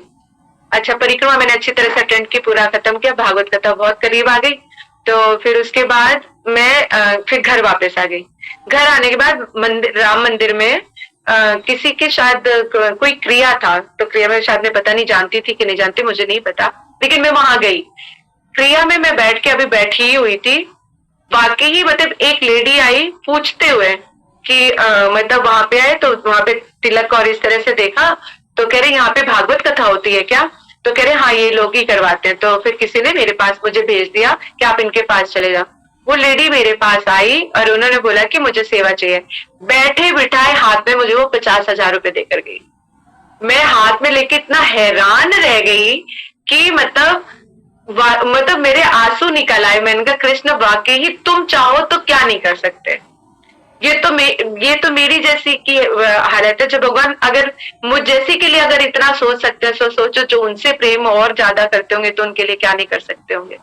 इसलिए जो भगवान के भक्त हैं या उनकी जो सेवा करना चाहते हैं, जैसे ये कहने का तात्पर्य सिर्फ मेरा ये था कि जो वैष्णव हमसे मांगते हैं ना, तो कभी ऐसी बुद्धि नहीं लानी चाहिए कि इनके पास पैसा नहीं। भगवान चाहे तो बैठे बिठा दे कर सकते हैं, वो सिर्फ ऐसी सेवा हमसे लेकर हमें ही पवित्र करते हैं, हमारे धन को पवित्र करते हैं।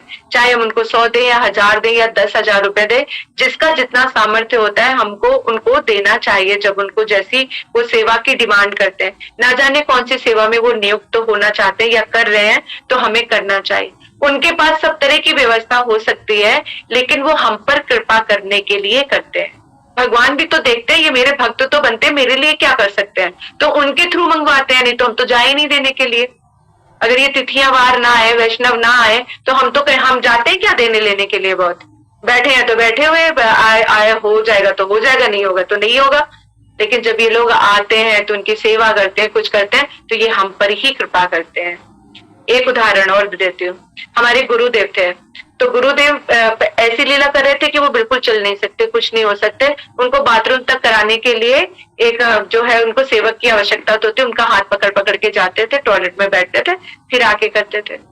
तो उस जो सेवक था, तो उसको ये हो गया, अरे गुरुदेव तो मेरे बगैर जा ही नहीं सकते, मुझे तो यहीं पे बैठना पड़ेगा। चलो उन्होंने अपनी सेवा के करीब वो सोचा, पता नहीं किसी भक्त के मुंह से ये सुन लिया था उन्होंने, गुरुदेव ने, कि कहते कि गुरुदेव तो अभी ऐसे तो जा ही नहीं सकते, जब तक मैं उनको सहारा न लगाऊं वो बाथरूम तक नहीं जा सकते, तो मैं नहीं जाऊंगा, मैं यहीं पे बैठूंगा।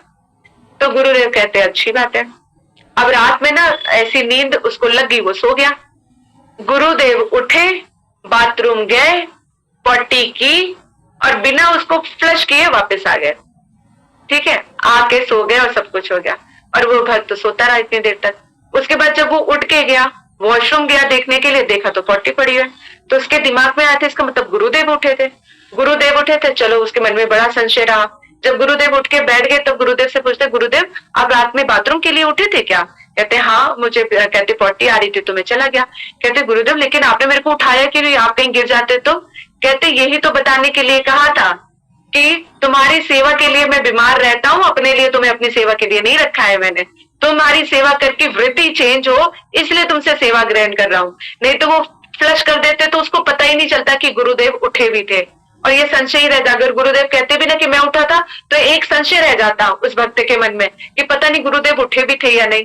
गुरुदेव ने प्रूव छोड़ दिया कि फ्लश ही नहीं किया, तो पता चला कि भाई गुरुदेव उठे थे।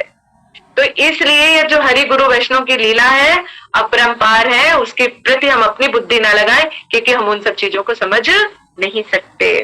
देखो अब ये करते करते ना, सच पूछो तो अगर मैं अच्छी तरह से अगर ये एक्सप्लेन सुनना चाहते हो 10 अपराधों का, तो हम इसको अभी इसी वक्त हमें छोड़ना पड़ेगा, क्योंकि 1 घंटा और लग जाएगा। ठीक है, तो आप लोग भी 10 बजे से बैठे हुए 2 घंटे होने को आ रहे हैं, 10:30 से 1.5 घंटा हो गया। तो अभी हम इसको यहीं तक ही रखते हैं, दूसरे अपराध तक। उसके बाद जो है नेक्स्ट क्लास में ही हम इसको कंप्लीट करेंगे 10 अपराधों को, यानी कि 10 अपराध हम शुरू से ले लेंगे, फर्स्ट से लेके 30 कर लेंगे। राधे राधे। राधे राधे राधे। किसी का कोई प्रश्न? कृष्णा दंडवत प्रणाम। हरे कृष्णा। हरे कृष्णा। हाँ जी, ये सेकंड वाला जो है, श्री भगवान के पवित्र नामों में ये पूरा लिखा नहीं है, आगे क्या है? इसमें दूसरा अपराध, श्री भगवान के पवित्र नामों को संसारी ख्याति के रूप में देखना, कि भगवान के नाम की इतनी महिमा है। तो ऐसे रहता है जैसे दूसरे प्रसिद्ध हो जाते तो भगवान का नाम भी ऐसे ही है। अरे कहते एक नाम, शुद्ध नाम लेने से सारे पाप मुक्त हो जाते हैं। हम तो इतने सारे नाम ले चुके, अभी तक ना पवित्र हुए। तो ये क्या, बिल्कुल संसार वाली चीजों की तरह, यानी विश्वास नहीं करना, उनकी ख्याति बिल्कुल नॉर्मल चीजों की तरह लेना। इसको और डिटेल में हम एक्सप्लेन करेंगे नेक्स्ट क्लास में। ठीक है, और किसी का कोई प्रश्न? हाँ रागलेखा दीदी, आप। हरे कृष्णा। प्रणाम दीदी। हरे कृष्णा। दीदी एक तो मुझे ये पूछना था, वो परिक्रमा क्यों कैंसिल हो गई? परिक्रमा एक्चुअली वहां पे जहाँ पे जिस स्थान पर होनी थी वो मंदिर अभी पूरा कंप्लीट नहीं हुआ था, तो आंधी तूफान की वजह से वो काफी हद तक उसको क्षति पहुंची है। तो इस कारण जो है अभी हमने ये वाला प्रोग्राम जो है, पूरा पानी भर गया था सारा वहां पे, तो अभी उसको कैंसिल कर दिया गया है। वो हमने दिसंबर में पोस्टपोन कर दी है, और या फिर कहते कि बीच में भी कर सकते हैं, लेकिन दिसंबर तक है वो वाली परिक्रमा, दिसंबर में करेंगे। जी ठीक है दीदी। और दूसरा दीदी ये पूछना था कि वो चतुर्मास शुरू होने वाला है, तो उसके बारे में एक बार आप थोड़ा सा। गुरु पूर्णिमा से स्टार्ट हो जाएगा 21 तारीख। वो तो 17 एकादशी के दिन से शुरू होगा, उस दिन आ ही जाएंगी दिल्ली, तो वहाँ आराम से। दिल्ली आ जाओ, तो दिल्ली में फिर आराम से बैठ के उसको डिस्कस कर लेंगे। ठीक है, और कोई प्रश्न? नेक्स्ट क्लास में थोड़ा सा बता दीजिएगा दीदी, नियम जो भी हम फॉलो करना है। ठीक ठीक। और फिर मंडे की क्लास तो यहीं से लेंगी ना? मंडे तक अगर मैं पहुंचूंगी तो लूंगी, वैसे पॉसिबिलिटी नहीं है, हो सकता है मंडे का आपको खुद ही करना पड़े। ट्यूसडे से करूंगी, ट्यूसडे तक आ रही हूँ। अब जैसे कल है, कल यहाँ पे सारा मतलब यहाँ पे है कुछ करने के लिए, तो कल अच्छा कल तो छुट्टी है आप लोगों की? ठीक है, हाँ कल वही इसीलिए कह रही हूँ कि 2 दिन के बाद मंडे को ऐसे। मंडे को डेट क्या है? 15। अच्छा, तो मुश्किल है वैसे, मंडे को आप लोग खुद कर लेना, और मैं ट्यूसडे से स्टार्ट करूंगी। ठीक है, मंडे हाँ मंडे को आप लोग कर लेना, ट्यूसडे से मैं कंटिन्यू करूंगी। ठीक है, और मंडे का कोई प्रश्न?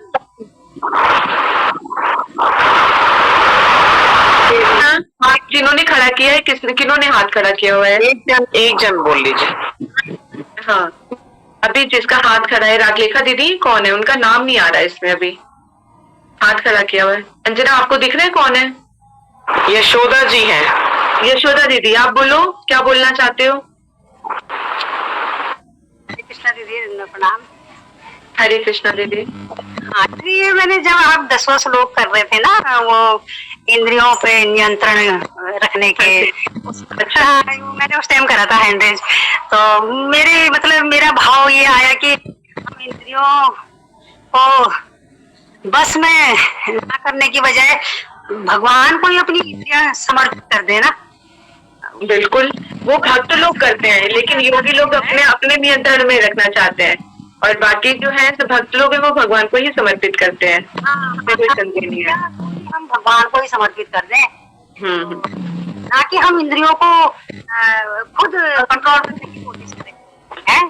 इससे कैसा आपकी आवाज भी कट रही है, मुझे मतलब क्लियर सुनाई नहीं पड़ रहा है जो भी आप बोल रहे हो। अच्छा दीदी, तो पता नहीं दीदी आवाज नहीं आ रही दीदी? हाँ, कम आ रही है, वो थोड़ा सा डिस्टर्बेंस है। चलो तो मैं वहाँ पर आती तो फिर एक बार डिस्कस कर लेंगे, ठीक है? ठीक है, हरे कृष्णा दीदी। धन्यवाद प्रणाम। और किसी का कोई प्रश्न? हरे कृष्णा, धन्यवाद प्रणाम। धन्यवाद प्रणाम नेताजी, आप बताओ। ठीक है, चलो आप लोग हरि नाम कीजिए, फिर मिलते हैं दिल्ली में, अब मिलेंगे। हरि। अच्छा, ये 1 मिनट, पारस, हाँ यशोदा जी ने फिर से हाथ खड़ा किया है। अच्छा, और एक चीज, जब कहते कि एकादशी के लिए स्पेशली मैं आप लोगों को एक चीज बता रही हूँ, एकादशी वाले दिन हम अन्न का वो नहीं खाते बिल्कुल भी, है ना? तो दूसरों के लिए भी, दूसरों को भी, कि जिस दिन आप एकादशी का व्रत रखते हो ना तो अन्न दान कर सकते हो ना उनको अन्न खिला सकते हो। जिनके हाथ में है, जिनकी मजबूरी है कि कोई और है ही नहीं, और जो गेस्ट भी आते हैं ना उनको मना कर दो एकादशी वाले दिन, जो पॉसिबल है। अब देखो, जो बुलाए आ जाते हैं उनका तो हम कुछ कह नहीं सकते, लेकिन उनको भी एकादशी का आप खिला सकते हो अगर खाना चाहे तो, क्योंकि अपने घर का नियम बनाओगे तभी दूसरे इस तरह से बनेंगे। जिनके घर में बड़े बूढ़े हैं तो वो उनका तो मैं नहीं इतना ज्यादा कह सकती, लेकिन जिनमें आपका सामर्थ्य है तो इस चीज का ध्यान रखना, क्योंकि एकादशी आने वाली है, तो इसीलिए मैं पहले से ही सतर्क कर रही हूँ आप लोगों को कि एकादशी का जो व्रत रखते हैं ना उनको खाना है ना खिलाना है, ना अपने घर में किसी को निमंत्रण देना है। जो दिन आपके रिश्तेदार जो भी आना चाहते हैं उनको बोलो भैया एकादशी का दिन छोड़ के बाकी दिन किसी भी दिन आ जाओ। अगर आओगे तो एकादशी का व्रत ही तुम्हें वही वाला खाना खिलाएंगे जो तो खाना है, तो आपकी इच्छा है भी व्रत रख लो। नहीं तो अगर पाप करने से हो तो खुद तो पाप नहीं करे, दूसरों को पाप करा दिया तो एक ही बात है। देखो, राजा जो था एकादशी का पालन करता था और पूरे अपने राज्य में पालन करवाता था, वही हमें भी करना है, पालन करना है और सबसे पालन करवाना है। नहीं राधा जी, ये ऐसा कि जन्माष्टमी साल में एक बार आती है तो वो मेंटेन हो सकता है, पर शिवरात्रि एकादशी 15-15 दिन पे आती है, तो घर में बच्चे, स्कूल कॉलेज वाले और फादर इन लो जो बीमार हैं, तो उनको हम जो खाते, एक तो मैं कुछ बनाती ही नहीं, खैर मैं तो फल या मखाने पे रहती हूँ, तो मैं कुछ बनाती नहीं, तो मैं खिलाऊं क्या किसी को? और उनको तो प्रॉपर लंच, ब्रेकफास्ट, डिनर देना ही होगा। जो नहीं मानते हैं आप मत करो, बाकी जो आपके देखो चल नहीं सकती, क्योंकि दोनों बच्चे भी अपने ऊपर हैं और ससुर जी भी हैं, तो उनके ऊपर आपकी हुकूमत चल नहीं सकती, इसलिए आप उनको कुछ कर नहीं सकते। तो उनको बोलो खुद ही वो करो और कराओ। तो आपकी मेड आती है तो अपने ससुर जी के लिए बनवा लिया और उनको खिलाया ना, आपने नहीं करना, आप कुछ मत करना। तो जब मेड तो बनाना पड़ेगा, घर वालों के लिए ना बनाए तो फिर घर से बाहर ही हो जाएंगे। हाँ, मुश्किल है। देखो, इस चीज में आप अगर देखो मजबूरी है तो ठाकुर जी समझ सकते हैं, ठीक है, धीरे, लेकिन अब तो आप बड़े बुजुर्ग हो गए, बोलो खाओ कमाओ, वो अपनी बहू है आपकी, आपका कोई टेंशन है, आप क्यों करोगे? बहू तो सुबह चली जाती है ना, स्कूल चली जाती है बहू, भाई जब बच्चे फिर स्कूल से आते हैं, कोई ऑप्शन नहीं है, फिर आपके पति है तो ठाकुर जी से प्रार्थना करो कि हे ठाकुर जी आप कृपा करो कि ये भी एकादशी का व्रत किया करे, मुझसे क्यों पाप करवाते रहते हो, मैं तो छोड़ना चाहती हूँ, आप छुड़वा दो मेरा। तो आप प्रार्थना करो, ठीक है। जो अपनी मर्जी से बुलाते हैं, अपनी मर्जी से खिलाते हैं, वो फिर डबल पाप के भागीदार बनते हैं। इस चीज का ध्यान रखना, मजबूरी अलग चीज है और वो कहते हैं अपनी मर्जी से करना वो अलग है, ठीक है। हाँ जी, 5 किसने खड़ा किया है? हाँ जी बोलो। 16 तारीख 17 की है मेरे ख्याल से, 17 की है। हाँ ठीक है। और किसी का कोई प्रश्न? हरे कृष्णा। हाँ जी, हरे कृष्णा। पारस, हाँ बोलो। सुमन जी आंवला खा सकते हैं? आंवला व्रत वाले दिन आंवला खा सकते हैं? आंवला, हाँ आंवला तो खा सकते हैं, आंवले में तो ऐसा कुछ नहीं है। लेकिन आंवला ऐसे अकेला आंवला क्या करोगे खा के आप? नहीं, जैसे सब्जी में डाल देते हैं ना, सब्जी में कट, सब्जी में एक बार फिर भी ना एकादशी की पत्रिका में देख के मैं आपको कंफर्म कर दूंगी आंवले के लिए। वैसे तो वर्जित नहीं है, लेकिन फिर भी मुझे 1% डाउट है, एक बार मैं उसमें से देख के बता दूंगी, ठीक है। सुमन जी, आप तो भी अपने घर में बनाते खिलाते किसी को एकादशी वाले दिन? नहीं बनाते, में बड़ा बेटा नहीं खाता ना।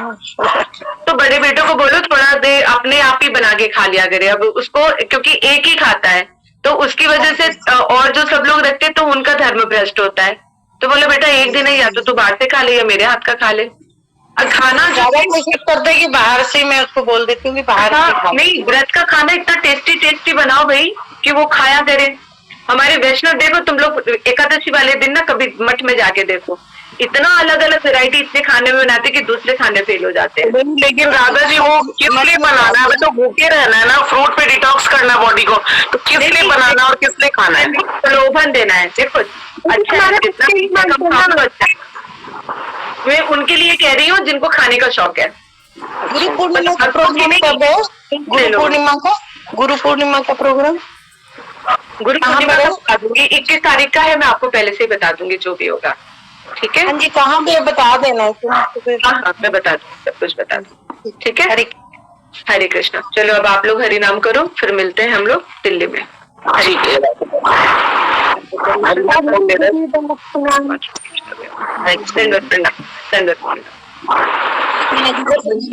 मंजूरा अच्छा, वो हरि नाम के लिए कर रही होंगे। ठीक है, ठीक है, करिए। कृष्णा दीदी, मेरा वो है, मैं बनाना ही पड़ता है मुझे खाना। अरे हाँ, सबको बनाना पड़ता है, ये पॉसिबल नहीं है सबको बनाना। सास ससुर है ना, कितनी बातें सुनाते हैं, तो क्या करना, सुनने से अच्छा तो अपने ऊपर ले लो, क्या करने, बनाना ही पड़ता। राधा जी आवाज नहीं आ रही माइक में। आ गया। मंजू जी कुछ मुझसे कहना चाह रही थी या? हाँ जी दीदी, बनाना ही पड़ता है ना एकादशी के दिन, कभी मजबूरी में। तो वैसे बच्चों को हो सके, बच्चे रहते तो मैं देती हूँ उन्हें फ्रूट, लेकिन जब सास ससुर है, कोई मेहमान आ गया अचानक, आपको देखना पड़ेगा कि एक मजबूरी अलग है, अपने मन से नहीं। एक मजबूरी और एक मन से करने में फर्क है, आप लोग ये डिफरेंशिएट कर सकते हो। तो वो मजबूरी मन से नहीं होनी चाहिए, मजबूरी ही रहनी चाहिए। उसके लिए ठाकुर जी अपने आप देखेंगे व्यवस्था। मजबूरी से ही बनाना पड़ता है मुझे। हाँ ठीक है।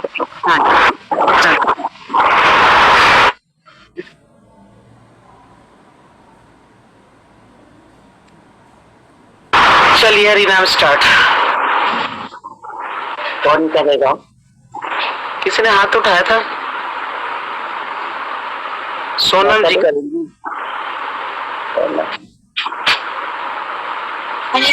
साधना जी भी हाथ उठा रही है, कौन कर रहा है पता ही नहीं। मैं कर लेती हूँ हरि नाम। अच्छा अच्छा, ठीक है। हरे कृष्ण। सभी को दंडवत प्रणाम। राधे राधे। 1 मिनट।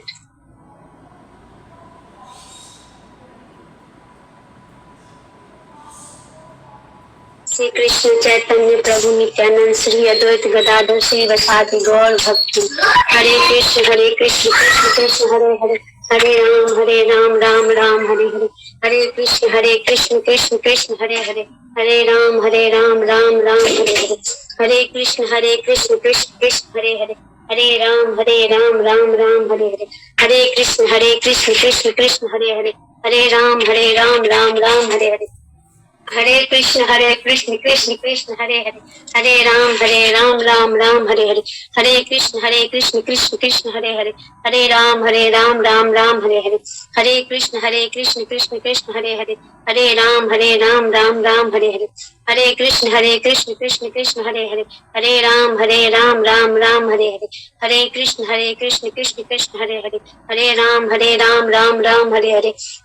हरे कृष्ण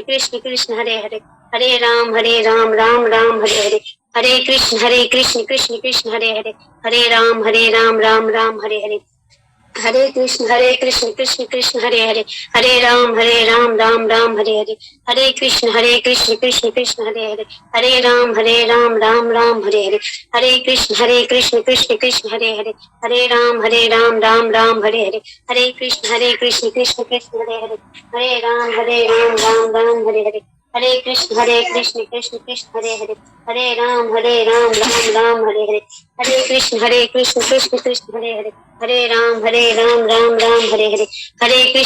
कृष्ण कृष्ण कृष्ण हरे हरे, हरे राम राम हरे हरे, हरे कृष्ण कृष्ण कृष्ण हरे हरे, हरे राम राम हरे हरे, हरे कृष्ण कृष्ण कृष्ण हरे हरे, हरे राम राम हरे हरे, हरे कृष्ण कृष्ण कृष्ण हरे हरे, हरे राम राम हरे हरे, हरे कृष्ण कृष्ण कृष्ण हरे हरे, हरे राम राम हरे हरे, हरे कृष्ण कृष्ण कृष्ण हरे हरे, हरे राम राम हरे हरे, हरे कृष्ण कृष्ण कृष्ण हरे हरे, हरे राम राम हरे हरे, हरे कृष्ण कृष्ण कृष्ण हरे हरे, हरे राम राम राम हरे हरे, हरे कृष्ण कृष्ण कृष्ण हरे हरे, हरे राम राम राम हरे हरे, हरे कृष्ण कृष्ण कृष्ण हरे हरे, हरे राम राम राम हरे हरे, हरे कृष्ण कृष्ण कृष्ण हरे हरे, हरे राम राम राम हरे हरे, हरे कृष्ण कृष्ण कृष्ण हरे हरे, हरे राम राम राम हरे हरे, हरे कृष्ण कृष्ण कृष्ण हरे हरे, हरे राम राम राम हरे हरे, हरे कृष्ण कृष्ण कृष्ण हरे हरे, हरे राम राम राम हरे हरे, हरे कृष्ण कृष्ण कृष्ण हरे हरे, हरे राम राम राम हरे हरे, हरे कृष्ण कृष्ण कृष्ण हरे हरे, हरे राम राम राम हरे हरे, हरे कृष्ण कृष्ण कृष्ण हरे हरे, हरे राम राम राम हरे हरे, हरे कृष्ण कृष्ण कृष्ण हरे हरे, हरे राम राम राम हरे हरे, हरे कृष्ण कृष्ण कृष्ण हरे हरे, हरे राम राम राम हरे हरे, हरे कृष्ण कृष्ण कृष्ण हरे हरे, हरे राम राम राम हरे हरे, हरे कृष्ण कृष्ण कृष्ण हरे हरे, हरे राम राम राम हरे हरे, हरे कृष्ण कृष्ण कृष्ण हरे हरे, हरे राम राम राम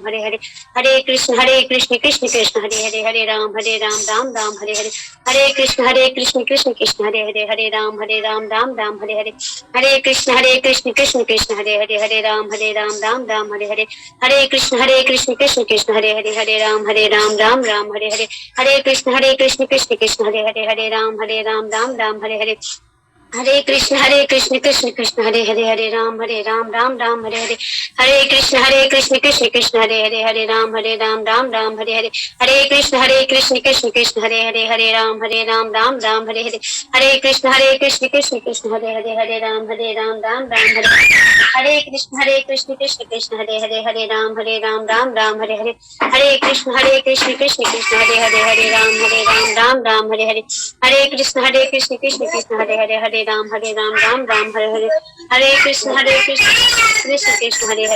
राम राम राम हरे हरे, हरे कृष्ण कृष्ण कृष्ण हरे हरे, हरे राम राम राम हरे हरे, हरे कृष्ण कृष्ण कृष्ण हरे हरे, हरे राम राम हरे हरे, हरे कृष्ण कृष्ण कृष्ण हरे हरे, हरे राम राम राम हरे हरे, हरे कृष्ण कृष्ण कृष्ण हरे हरे, हरे राम राम राम हरे हरे, हरे कृष्ण कृष्ण कृष्ण हरे हरे, हरे राम राम राम हरे हरे, हरे कृष्ण कृष्ण कृष्ण हरे हरे, हरे राम राम राम हरे हरे, हरे कृष्ण कृष्ण कृष्ण हरे हरे, हरे राम राम राम हरे हरे, हरे कृष्ण कृष्ण कृष्ण हरे हरे, हरे राम राम राम हरे हरे, हरे कृष्ण कृष्ण कृष्ण हरे हरे, हरे राम राम राम हरे हरे, हरे कृष्ण कृष्ण कृष्ण हरे हरे, हरे राम राम राम हरे हरे, हरे कृष्ण कृष्ण कृष्ण हरे हरे, हरे राम राम राम हरे